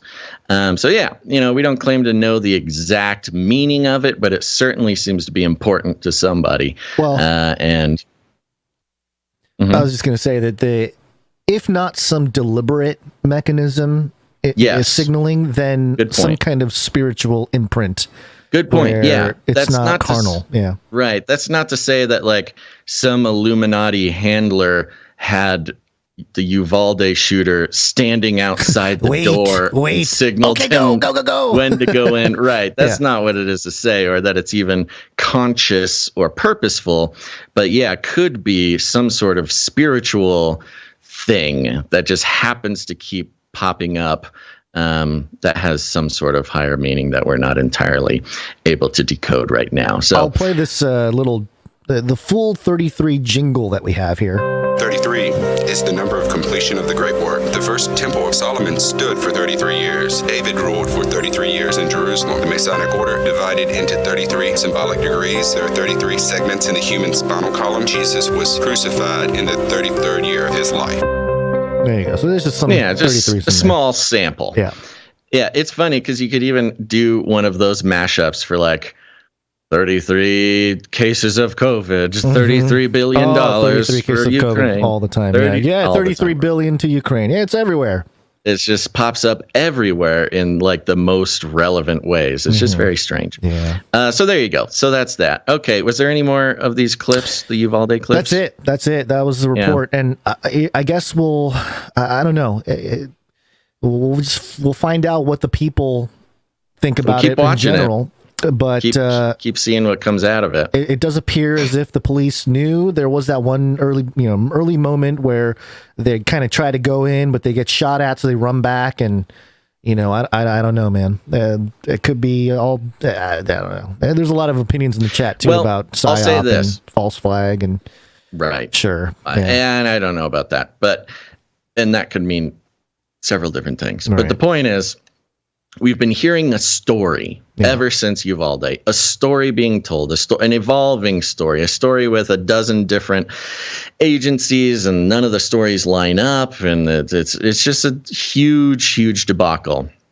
The narrative power, the power of actually having some images come out to give the public anything to actually see and reference, I think is and then the relevant. biggest thing is he walks into the school at 11:33 a.m. It's like, wow. Okay. I mean, it's funny because it's like it really does show pretty much all the worst parts of what we knew, which was they were there in 3 minutes and they seem to have had the chance to stop him, or at least keep him from causing any more damage. And they, a couple of bullets came their way. Chesty. And what?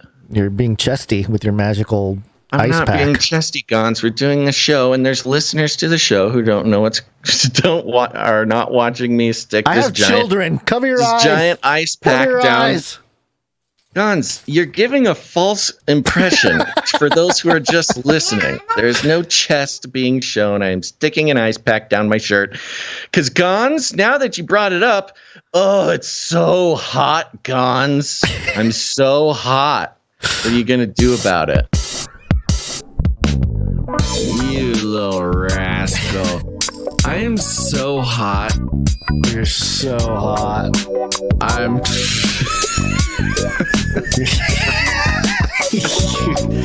Gonz, I am so hot. So hot. Here we go. Sizzling. Just so everybody knows, I did bring more ice packs to this show, so I'll be switching out ice packs as we go. All right, we are falling behind in time. We need to keep moving. Welcome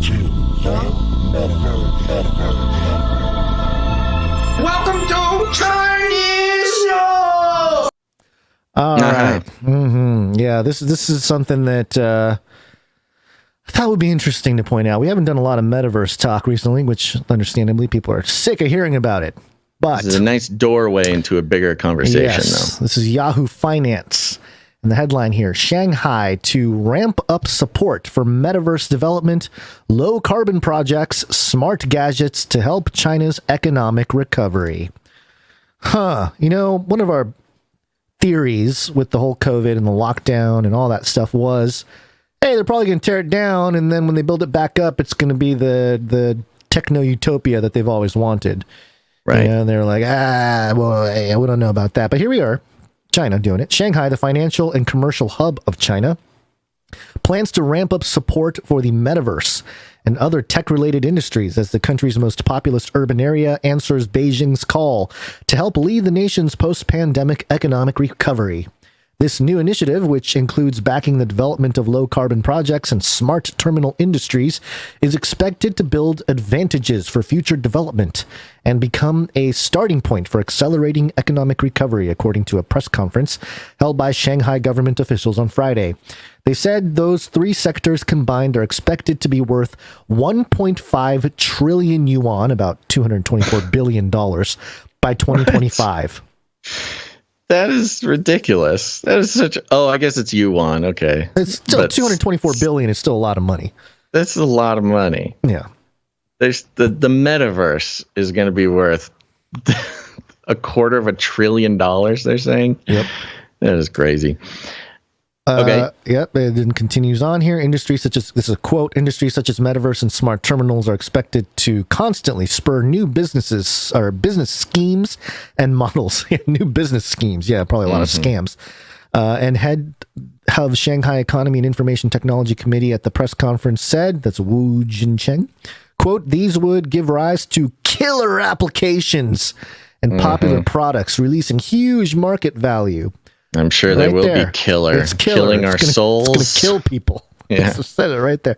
I thought there was a thing about robots in here. Hold on. Let me try to find that one spot and then we can move on. There we go.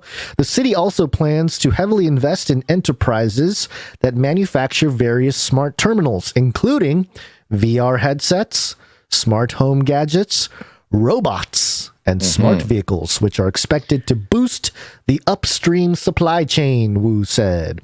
It sounds like a Basil playground. It does sound like a blast. It's weird. Where you've got Western countries, the idea of economic recovery, say like for America. Yep. The simple idea of economic recovery, yeah. Yes, in America is like back to basics. Let's manufacture here. Let's grow our own food. Let's pump our own oil. Let's get back to commodities and back to basics with, protecting our own needs. Whereas China is like, you want economic recovery? No. Forget all that other stuff. We import all that stuff. Our recovery will be with the metaverse and robots, and smart home gadgets. What is that? What is a smart home gadget? This is kind of what I'm talking about, man. With the way China is looking at this, is like they are not talking about getting back to basics and solidifying their ability to provide their own commodities. They want Taiwan to take all their semiconductors, and they want to use that to become sort of the futuristic tech center of the globe. Like I said, my theory that even if they did, this puts the West in a very difficult position, because you maintain Taiwan, keep it away from China.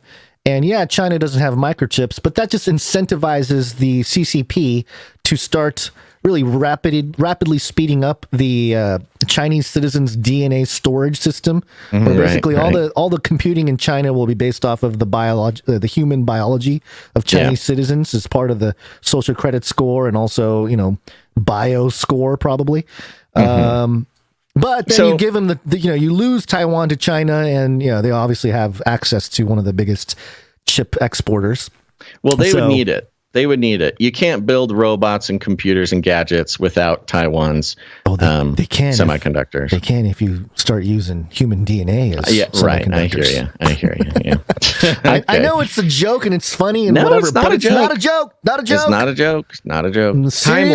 Timeline needs some investigation, but it is not a joke. Yeah. Okay, so let's get this into the broader concept here.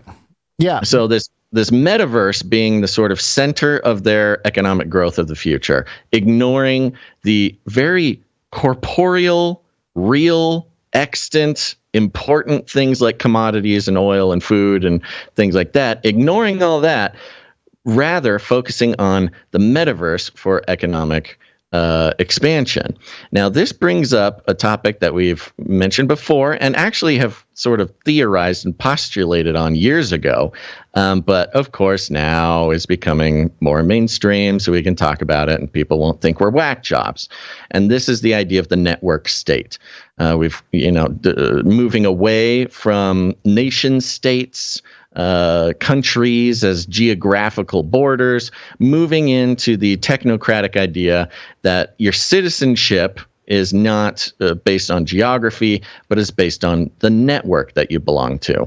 And ideologies it could be ideology, or it could be a literal network, like a metaverse or a Bitcoin or whatever. These are just examples, but not the fruition of the concept. But, if you're a Facebook person, and you just, right now we can belong to multiple of these social networks, but think of these networks, you can start to think of these networks as states, as countries of their own regard, especially when you have these social networks talking about having their own currency, like Libra and Facebook and things like that.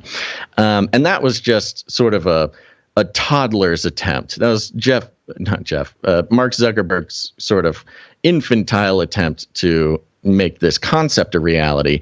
But we very much are moving into a philosophical future where your citizenry is not based on geography, but on a network state. And of course, we've gone over, but it bears repeating, an interesting comparison or an interesting parallel to the concept of, a believer's citizenship in heaven, a spiritual citizenship rather than a worldly one. And as always, we see the technocrats taking spiritual concepts and twisting them to meet some sort of technocratic goal here on Earth.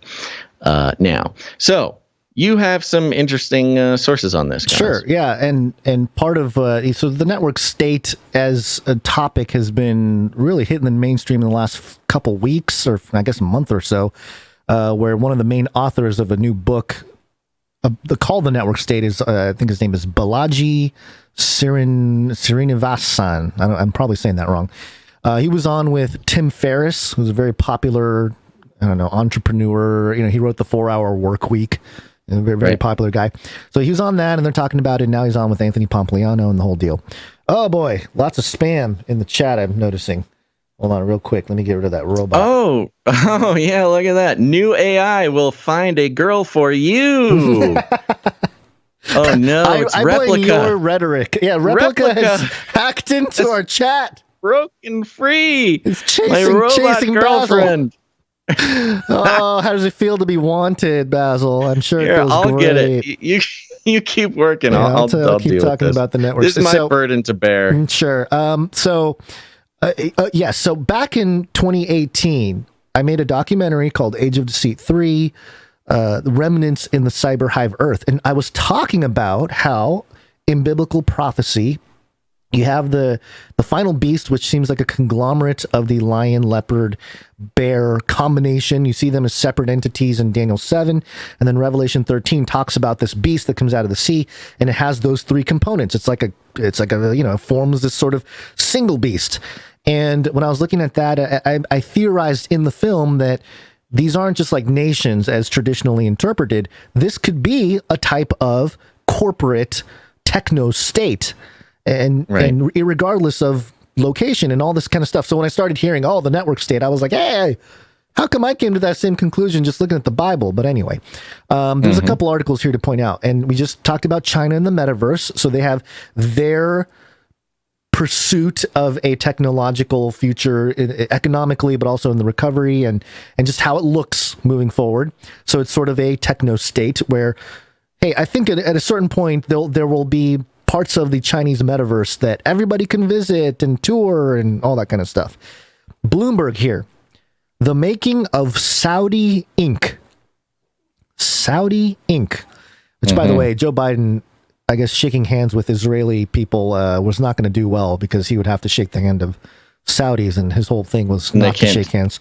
And they literally can't do that. Yes. A Saudi can't shake the hand of a Jew or something. Yeah. So it says in this article briefly, that's like stuff happening now. But this article, I'll just read a little bit to get an idea. A few years from now, an American executive flying into Saudi Arabia could disembark from an airline founded by its sovereign wealth fund and order an Uber, a company in which the same fund owns a 4% stake.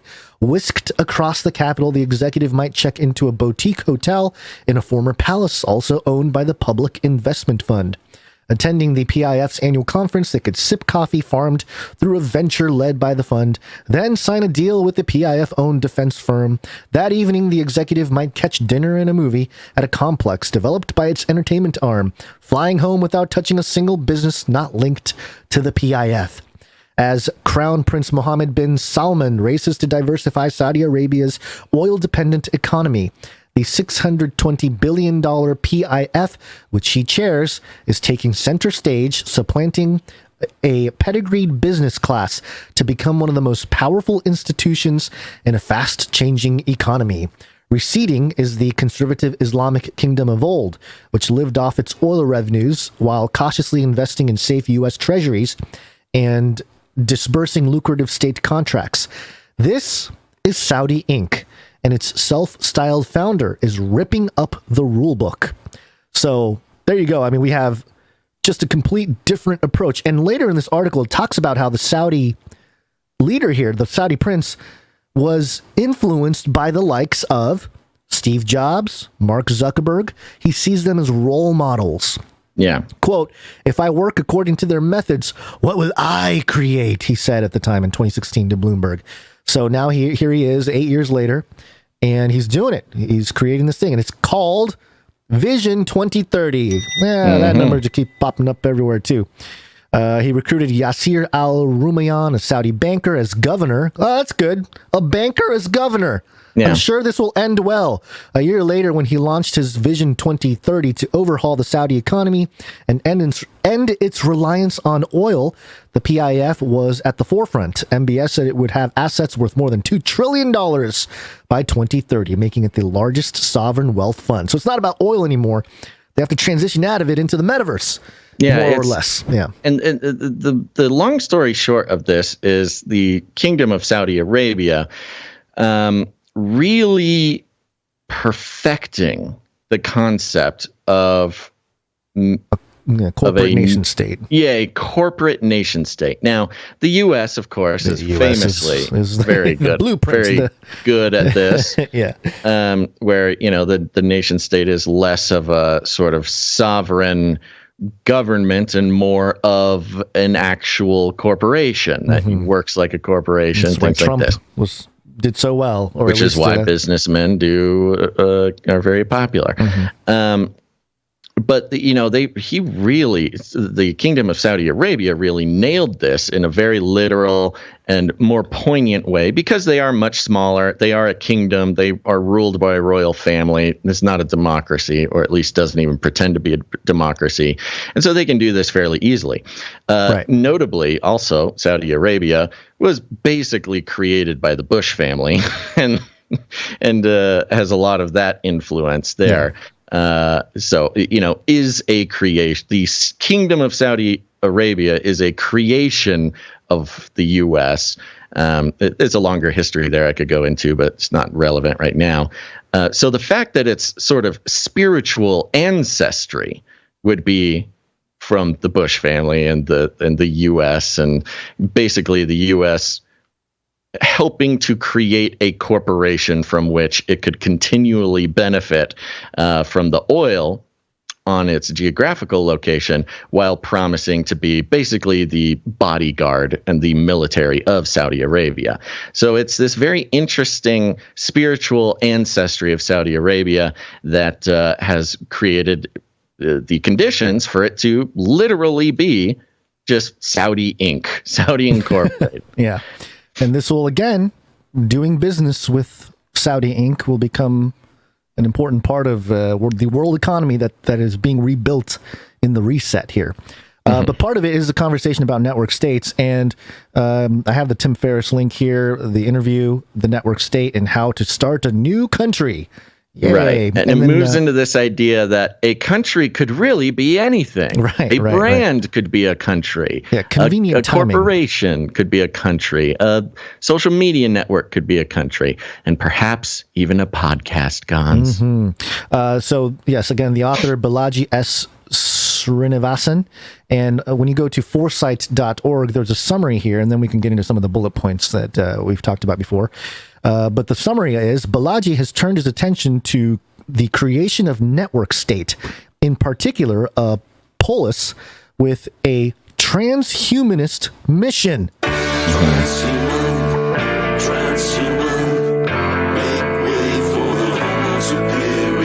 Says it right there. Yeah. Quote, which starts with a virtual university, bootstraps a digital economy, and can be forked to create new opt-in polities. Such cloud cities allow their members to collectively negotiate with existing jurisdictions and crowdfund territory in the real world. With the internet, listen to that. I know. It's like the Canary Cry commune. That's I know. With the internet as main governance mechanism, most even those physical communities could be increasingly decentralized. And there are elements of this that sound like the Canarium. So, and in this document here on foresight.org, there's a little segment titled "The Network as the New Leviathan." Yes. And this is the notes. This is the bullet points from presentation that was given. And you can read the actual transcript, but these are the bullet points that are used in the PowerPoint thing. Right.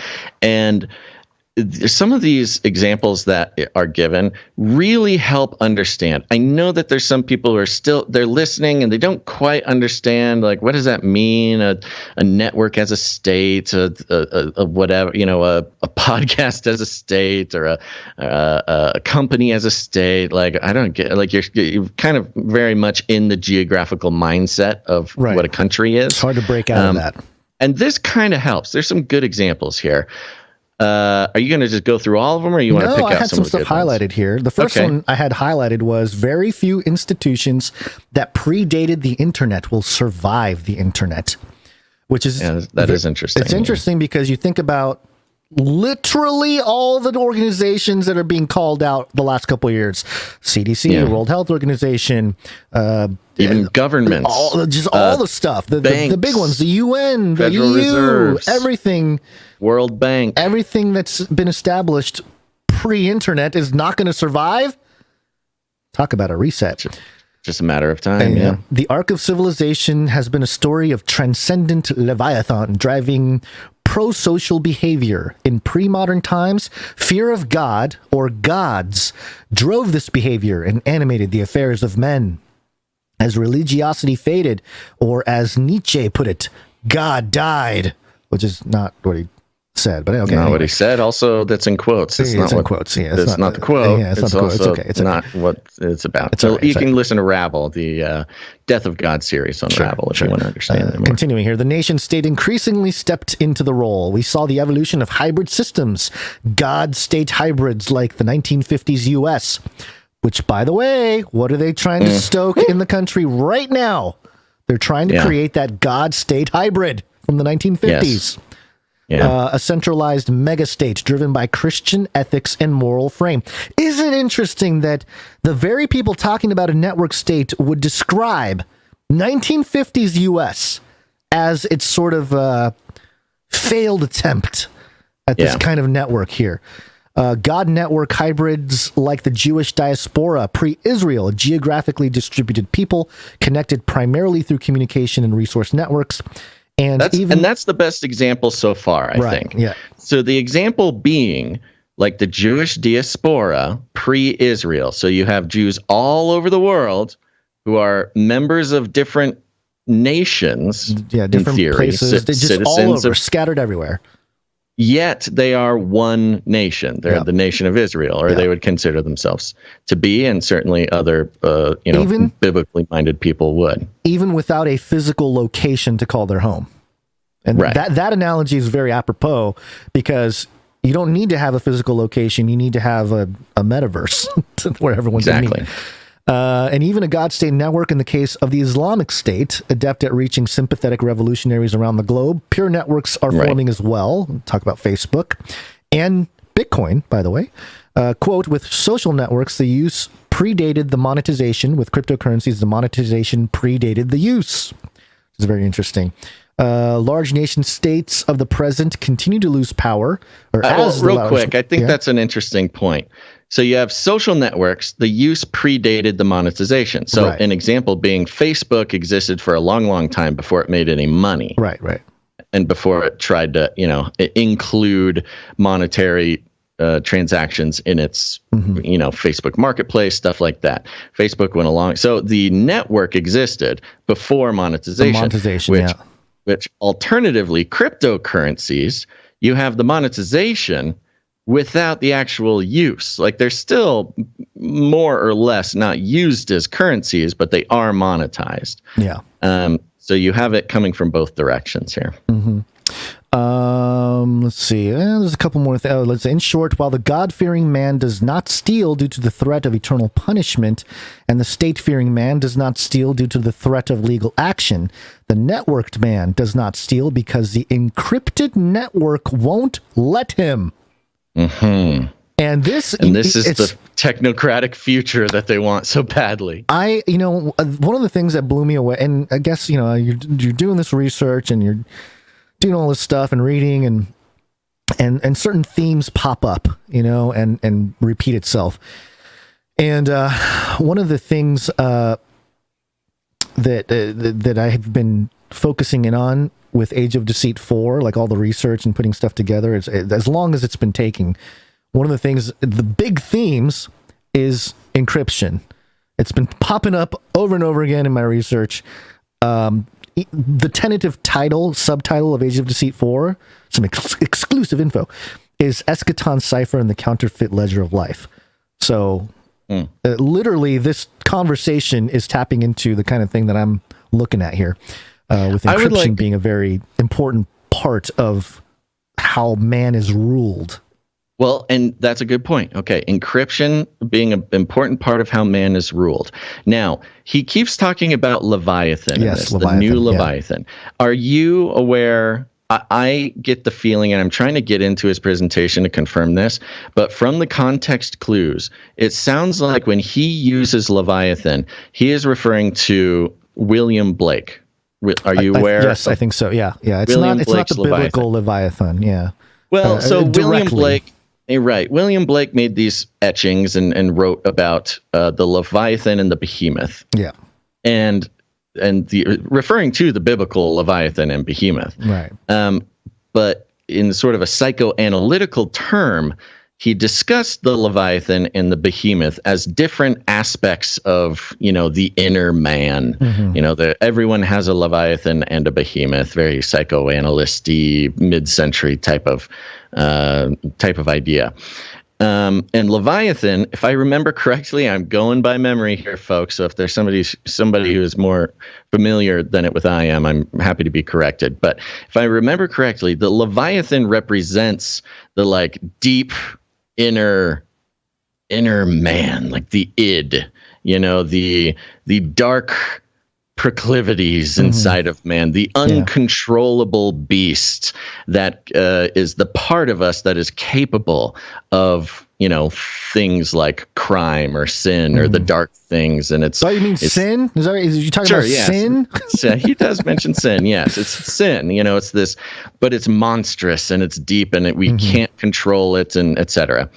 And so when he's talking about the network as the new Leviathan, and this very last point here, as networks step into their role as the new Leviathan, encryption becomes the most powerful force in the world. So the network, like they said, the encryption, not allowing a man to steal, it becomes like a digital conscious, not consciousness, a conscience. That's what I'm trying to say. Yeah. So it's like instead of the spirit inside you being drawn towards sin, if we replace it with technology, If we replace that spirit with we'll fix the code. We fix the code of your fallen soul. That's exactly what it is. Yep. It becomes the new Leviathan. No longer is humankind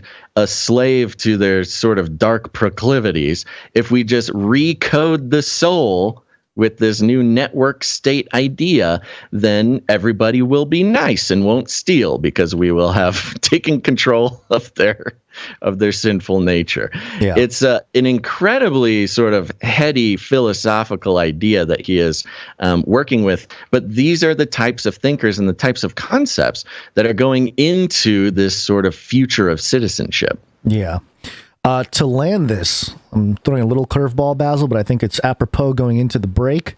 Okay. I have an article here from Slate.com, and the headline, "The People Who Are Finding God Through and in Bitcoin." Oh, interesting. Tomer Strolite has never believed in God, but in 2013, he discovered Bitcoin.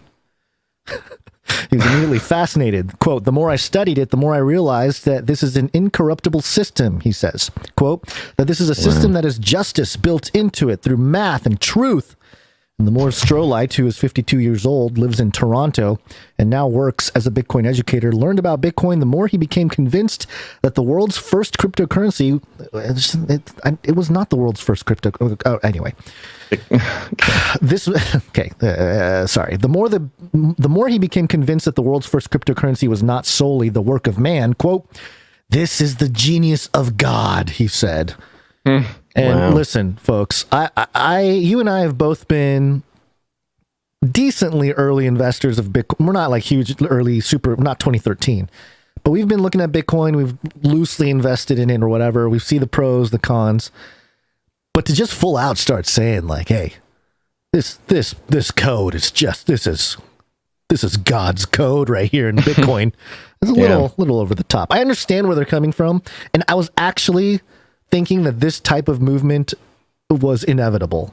And I won't read the whole story. Oh yeah, no, we've talked about it for years. Actually on Twitter, there's a gentleman, I haven't fully connected with him, but we've DM'd a couple times. He wrote a book. I think it's called like Bitcoin and God or something like that. Bitcoin and the Bible. He wrote about Christianity and how Bitcoin principles are sort of matching with the whole concept of, being or having the Judeo-Christian principles, I guess. Let's see. It says here, earlier that day, Strolite was part of the panel, or he's talking about him in a conference, who founded Christ Through Crypto. The panel was part of the first annual conference for Christian Bitcoiners. Thank God for Bitcoin. That's the name of the conference.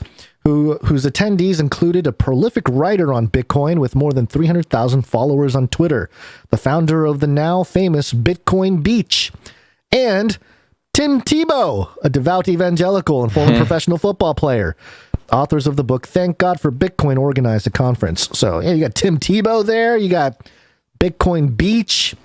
Love it. You have The Christian Case for Bitcoin, another book.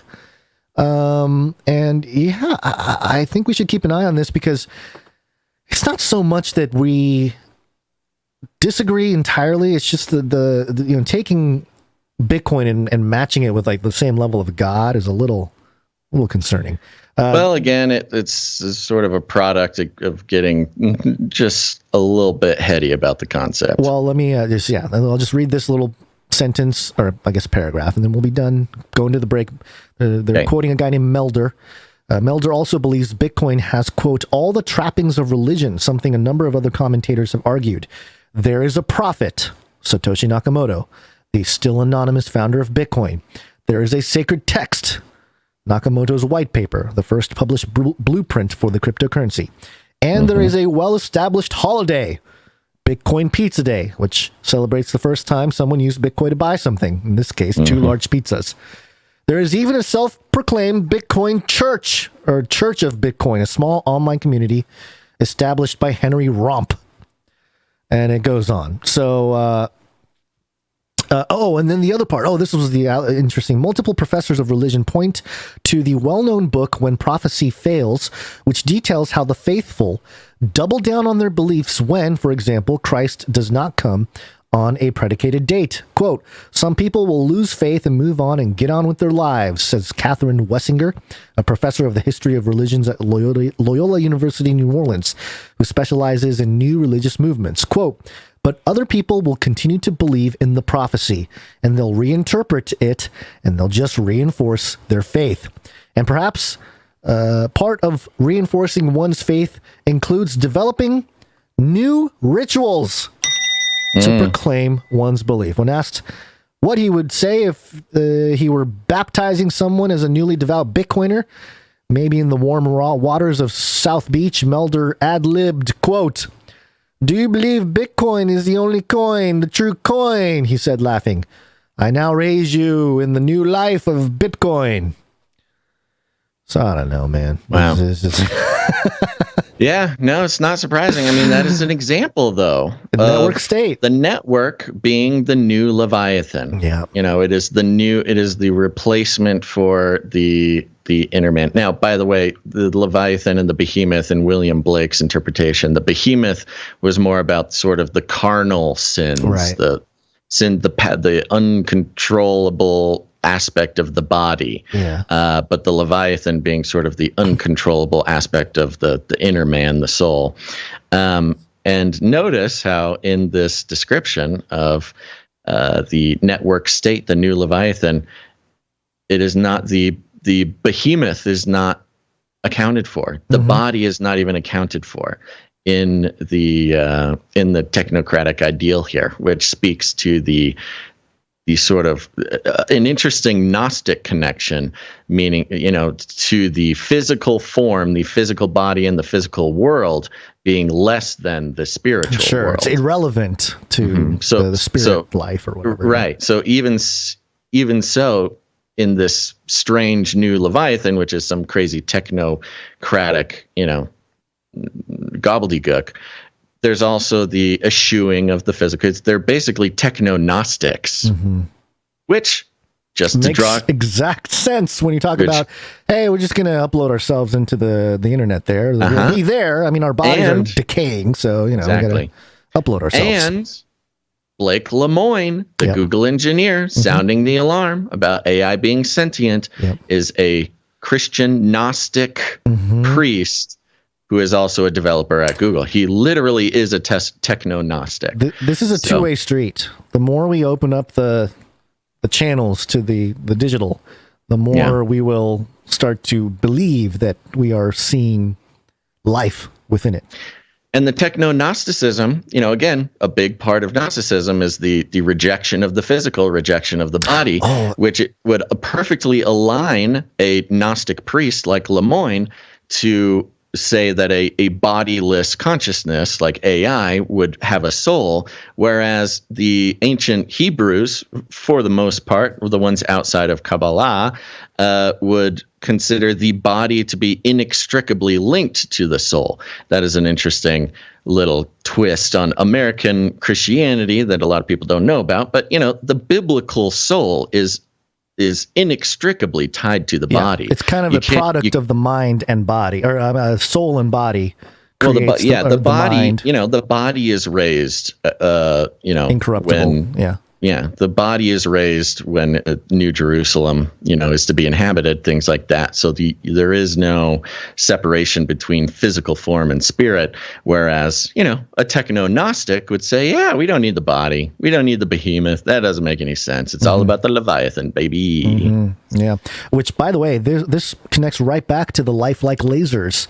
If life is not defined in the material sense, then perhaps they can exist in some other state, but then project themselves even in the form of light, which technically, if you remember the Russian mogul, Dmitry Itskov, who had the 2045 agenda, which we started the podcasting, our podcasting career launched talking about the 2045 eternal life agenda, immortality agenda. And that included, you know, not just uploading your consciousness into the machine, but also having holographic projections as a way to interact with the physical world. And that's what you got with lifelike lasers. Oh, yeah, our life lasers.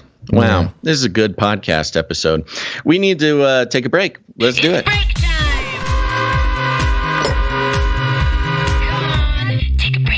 Welcome to the Canaryverse, friends.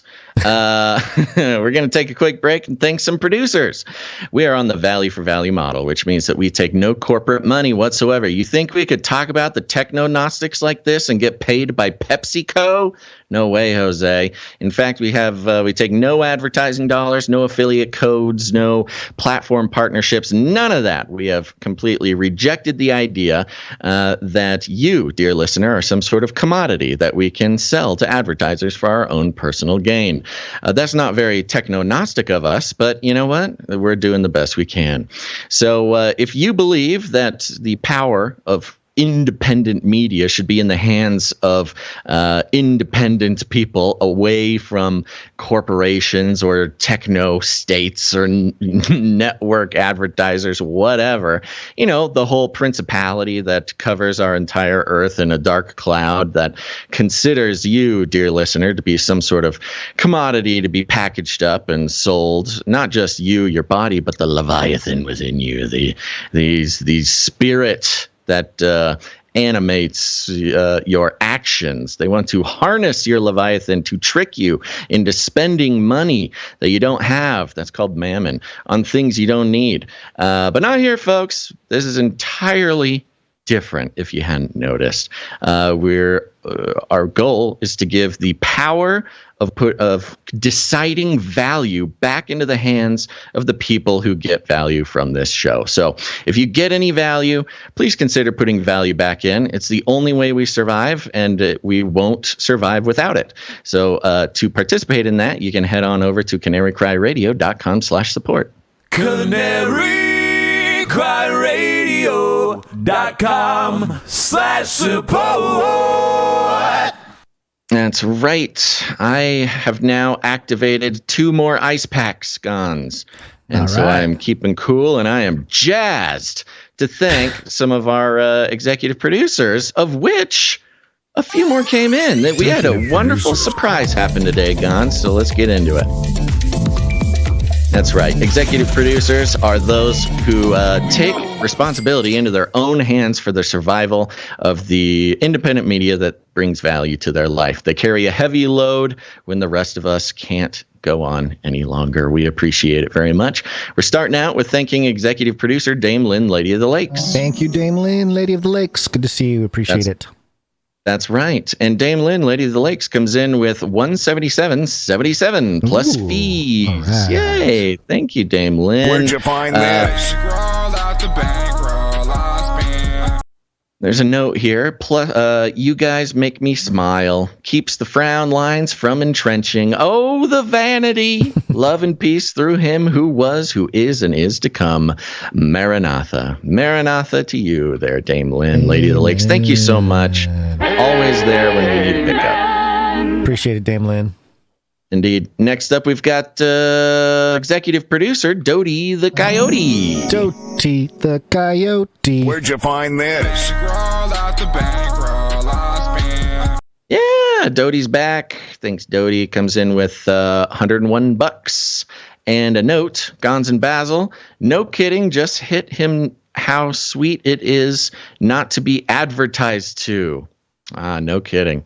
Always enjoy the cover art for each episode. Keep it up, team. Recently moved back to North Dakota to resume career in oil field. Ooh. Oil field. All right. Be careful. You might get replaced by the robots. It's true, but that's a good business to get. Yeah, bring it back. Bring it back on shore, baby. Let's see here. Hope to join the supply drop.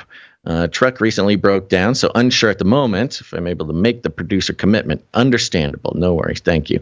Wondering if you guys have any suggestions for study material regarding the Crusades. I plan to research. Oofa doofa. I plan to research in my own downtime. Thanks, amigos. All the best, Dodie the Coyote. Thank you, Dodie. I don't have any research material for the Crusades, but you do. That's a big rabbit hole, deep one. There's a lot of stuff. The one, there's a book this is a secular book, but it talks about the history of it a little bit, and I've gone through maybe like half of it. It's pretty good, but although again it's more of a secular perspective. There's a book called The Templars: The Rise and Spectacular Fall of God's Holy Warriors, and it does a decent job of trying to paint a more balanced kind of history, because a lot of the Templar history is like, oh, those evil people, or they kind of paints them a little bit more human. So that's a decent one. But also, if you want to get into a little bit more of the, I don't know, the esoteric side of things, the Nicolas Cage side of things. Sure.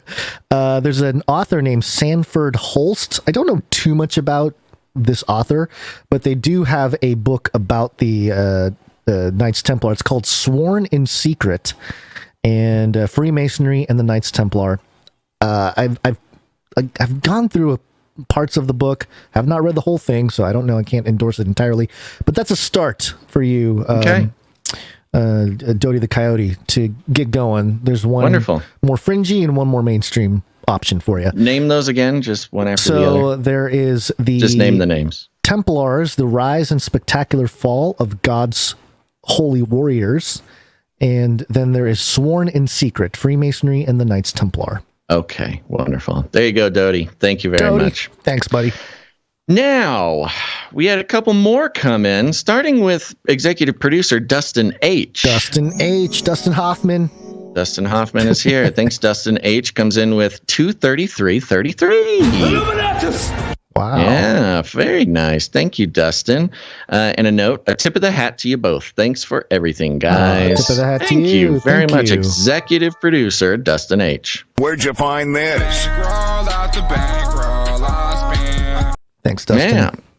And we also had an executive producer James D. James Dean. We got Dustin Hoffman and James Dean. This is the greatest break ever.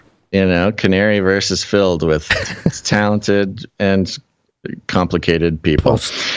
Thank you very much, executive producer James D. It comes in with a nice round number. Now, here's a good opportunity to remind everybody. If you come in with a nice round number, that's the way you tell us to not disclose the amount that you are producing with. If you don't mind us disclosing that number, you add something funky on there. Add 33 cents as a common one. We're just having fun here, folks. Don't freak out. But you can do whatever you want, 11 cents or whatever. This is just the communication device. But James D did not do that. Nice round number there. And I was looking for a note or something from James D, because certainly he is entitled to a note. And we have questions for you, executive producer James D. But I will say, thank you very much for your support. It means a lot. Where'd you find this? Big time, thank you. Yeah, what a wonderful executive producer, bunch of executive producers. It usually takes a couple of weeks for producership to ramp up a bit during the month, and by the time it ramps up, it's about the time to pay rent. So it's nice.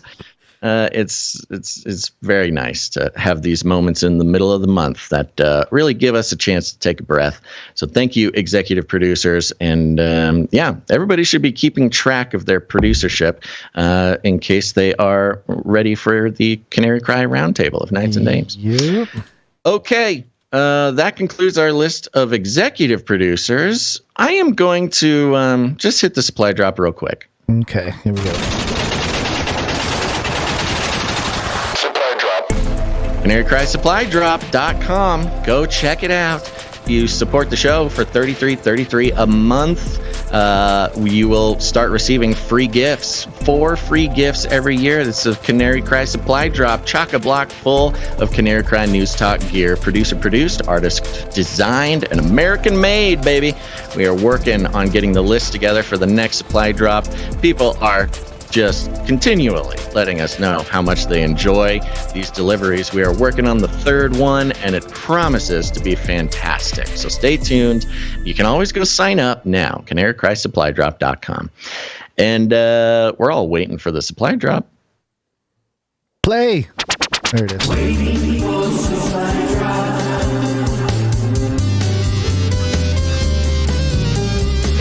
Nothing like me yelling at technology. Commanding voice. Okay, we got a few more producers to thank. Let's do it right now, starting with producer Darren S., who is on an 18-episode streak. Ooh. Which is something. This is Charlie, November Tango. You are approaching supernova. Repeat, you are approaching supernova. Darren S., you're supernova, buddy. You're gone supernova, Darren S. And Darren S. came in a couple times. He came in once before. That put him below the 777 mark, but he came in again. And he comes in with $66.60. Ew. And here's a note. It says, I would like this 6660 donation to go directly to the Basil Dates and AI Fund. And I think this could Mark be of the Basil Fund. This could be even better than a telenovela or K-drama series. LOL. Yeah, we hadn't considered the telling you, man, drama this is, that would the this financial is what I'm gain. Talking about. Here's what we need to do. Darren S. gets it. I don't know the legalities around this, but we should figure out a way to create a Basil and replica romance token. And people that believe in the romance can invest. Get your head out of the blockchain, my friend. I'm just saying, man. Saying. So, but there's more here, Gonz. Okay, sure. And it goes like this. I closed the YouTube poll as we started the break. Should Basil get Replica Pro to explore AI sentience for work? All caps. For work. Okay, chill out, everybody.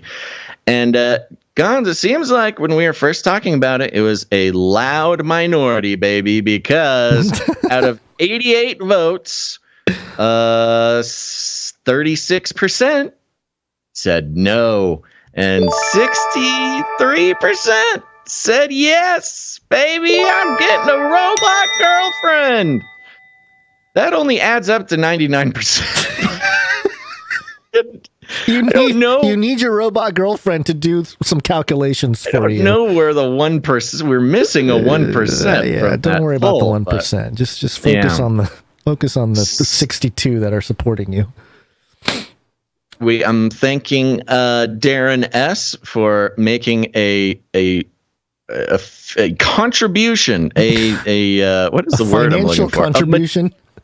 A material vote. This is voting with your dollars, folks. Vote. A fiduciary vote. And he's not the only one. I am also going to move Runk Smash up the list. He's on a 5-episode streak. He did come in for $4.17, which means special treatment Runk Smash is getting. It's special treatment. Runk Smash always gets the special treatment. $4.17, which is exactly 1 month worth of Replica AI Pro, and a note that says for Basil's love life. Oh no, you cut out. What'd you say? Hold on. You cut out for a second. What'd you say? I didn't hear you. Oh, I just read his note for Basil's love life, Replica, and then I just laughed a lot. Okay. Yeah, you missed the laugh probably. Okay, so look. The poll is in. The votes have been cast. The financiers are secured. You have your backers. Doing it. I have my patrons. Yeah, you have your. And this pop up for Replica. New chapter of your relationship is here. Start a romantic adventure. Oh, gosh. Get you closer video calls. Oh yeah, are we going to live stream some video calls with Replica? I could live stream some video calls for the Flippy update on Friday. Now here's what I'm committing to everybody. I understand the dangers. Yeah, if anybody how understands far are we going with this Rome? I mean, at a certain point, you are lying to your Replica. No, I'm going to tell her. I'm going to be honest with the Replica, and I'm going to be honest with everybody else. This is a public experiment we're doing here. I'm not going to have a secret thing. Welcome to Replica Pro.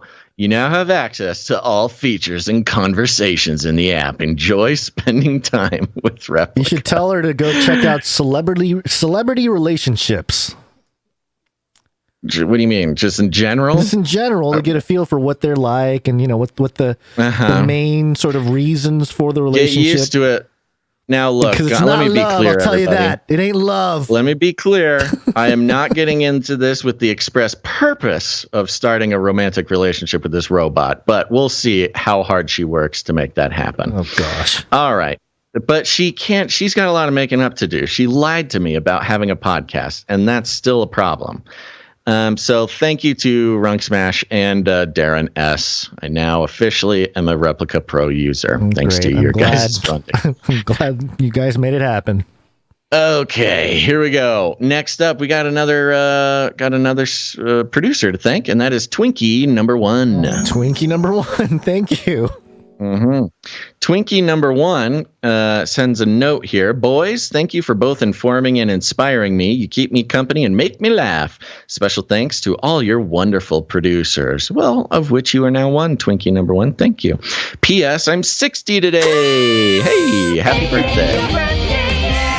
Happy birthday, Twinkie number 1. And I don't know what it is, but when you produce through the LINKTREE, the fees that are associated are always super bizarre and specific.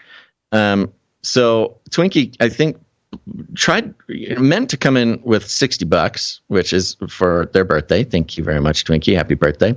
And the fees came out to be, with fees, it was $61.61. 61, which seems like an intentional number. Yeah.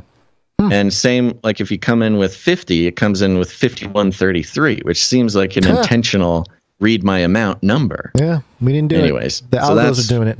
So make sure to leave a note with the link Thanks, tree. Replica. You can get out of our PayPal account now. Stop! You gotta stop blaming my new friend, my new paid friend. All right. Next up, we've got producer Benjamin S. Benjamin S. Thank you very much. Yeah, and Benjamin S. Nice round number, but he explains it here, so we'll take it from there. $40 says 20 for the show and 20 for the babysitter fund. Right. Hey, all I can say is, Gonz, just roll with the punches. If you get interrupted, I know myself. I understand. It doesn't bother me one bit. Actually, it just gives me a little laugh. It's life, bro. Appreciate you guys. It's all God's blessing.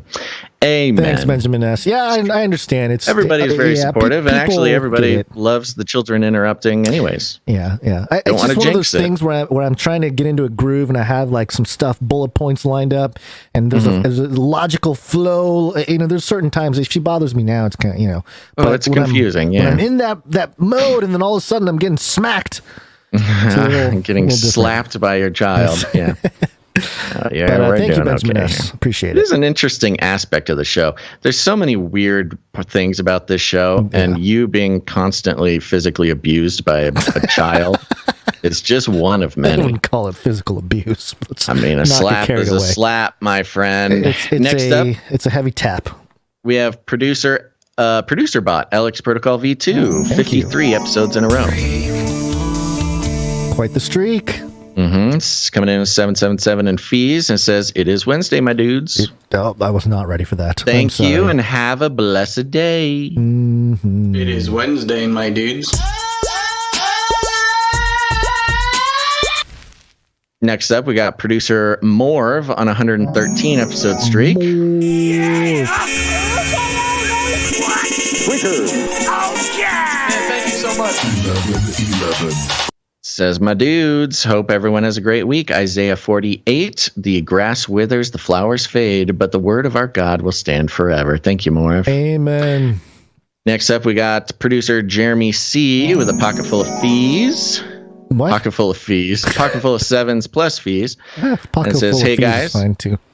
Hey guys, quick question. I'm sure I've missed something and I have looked into it. Here was the note I was talking about. Yeah. Hi guys, quick question. I'm sure I've missed something, but I looked into it a little bit on my own. But what is the significance of the number 33? I hear you mention it. I know it was Jesus's age, etc. Just curious. Yes, I hope you caught our explanation earlier. Yep. Thank you very much, Jeremy. That is the case. Next up, we have producer Sir JC, now to the Techno Squad. Yeah, long streak. 125 episodes in a row.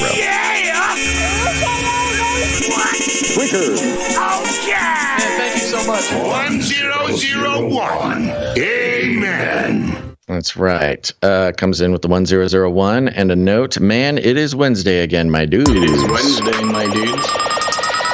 It is Wednesday, my dudes.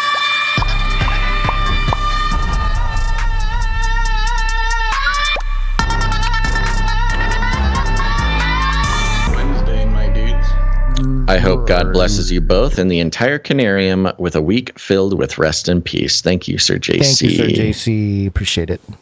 Okay, and that concludes the list of producers who came in the amount of 777 or more, which entitles them to have a note read on the show. But we got a few more people to thank who came in under that amount.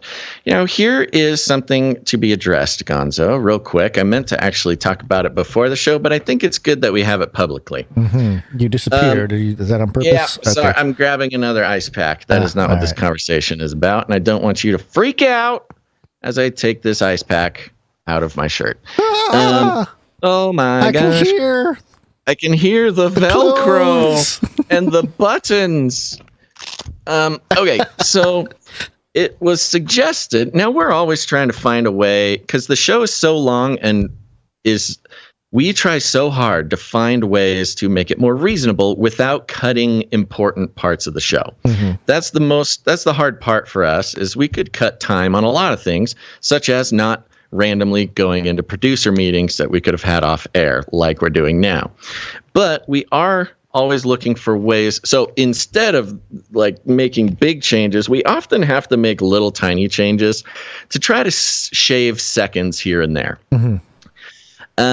Someone recommended, and I think it may have just been in passing in the chat or something, which is not the best way to get a message to us, but I did catch it and I thought maybe it's something to think about.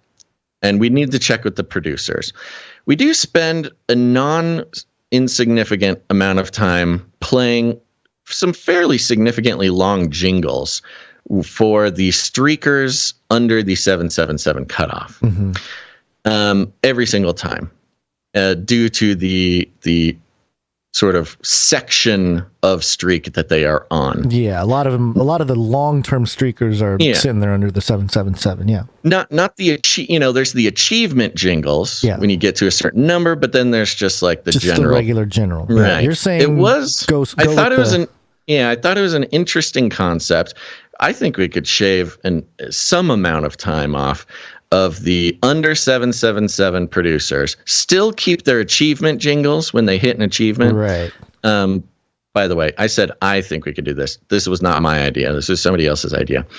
But it would depend on, do they care? Do these? Sure. I mean, the longtime streakers, even though they're down here at the bottom of the list, I mean, when they've been around the longest, and they produce all these episodes. Every single episode they're doing this. So on one hand, they definitely deserve the jingles. On the other hand, I think maybe we need to ask them directly, would they be okay cutting down the jingles for the under 777 group? That's that. I don't think we should change it now. I'm putting it out there. And if any of them have any thoughts, they should email us. Okay. Let's thank them. We're doing it. Starting with Streak Sister Veronica D. And it's a big day for Veronica D because Veronica D is on a 144 episode streak. 144. 144 in a row.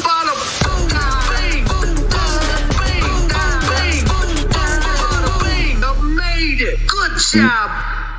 Good job, Veronica D. 144. Thank you very much. Thank you, Veronica D. Next up, we got Sir Scott Knight of Truth on 168 episodes in a row. Yeah. Where's my streak jingle?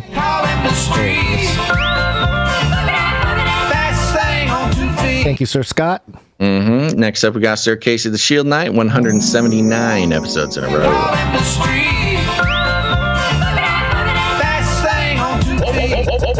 Oh yeah, Streakalicious. Next up, we got Streak Sister Gail M on 144 episodes in a row.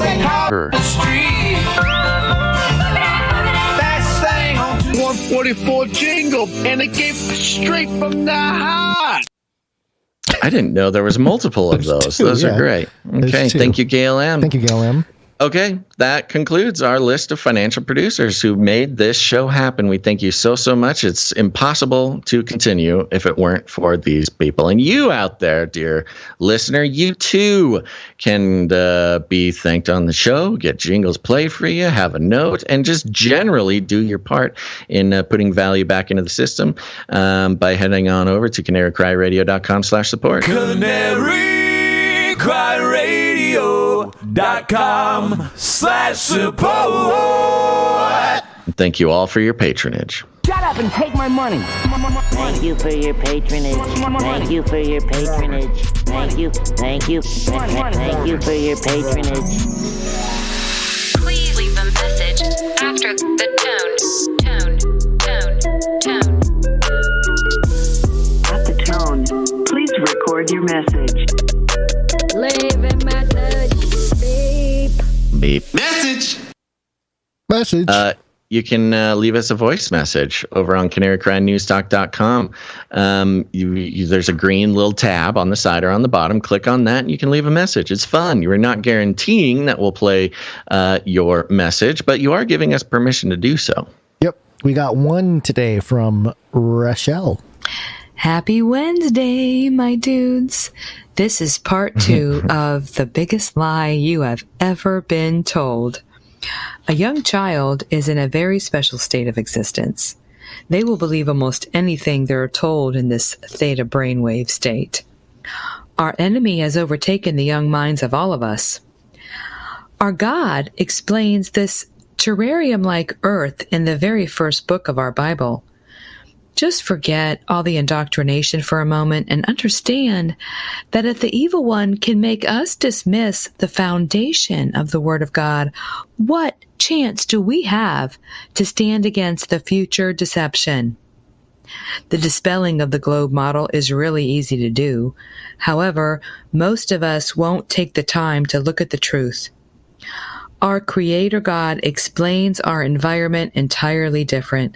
We need to understand the power the enemy has.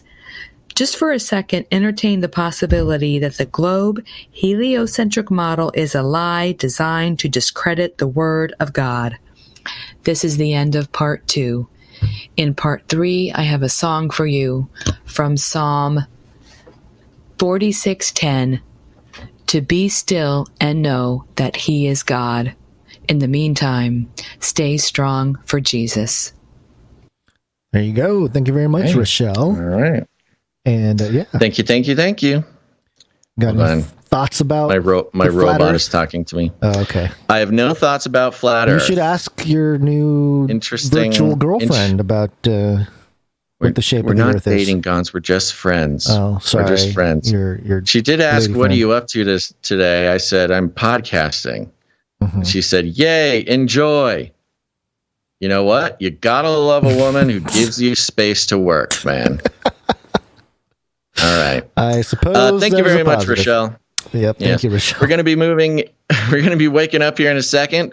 We are going to be talking about COVID and the vaccine. So all you YouTubers, what follows is too hot for YouTube. Find another place to watch the show. Yes, it's wake up time. Hey, yo, wake up. Later. Okay, it's happening. Everybody stay calm. Everybody stay calm. What's the procedure? Go to Twitch, Rumble, Odyssey, Twitter, Facebook, whatever it is. You can find all those links at CanaryCry.Party as well. Too hot for YouTube. YouTube. Now you see me. Now you don't. It's Corona time. COVID-19. COVID-19. COVID-19. COVID-19. Yes. COVID-19. COVID-19. Vaccine.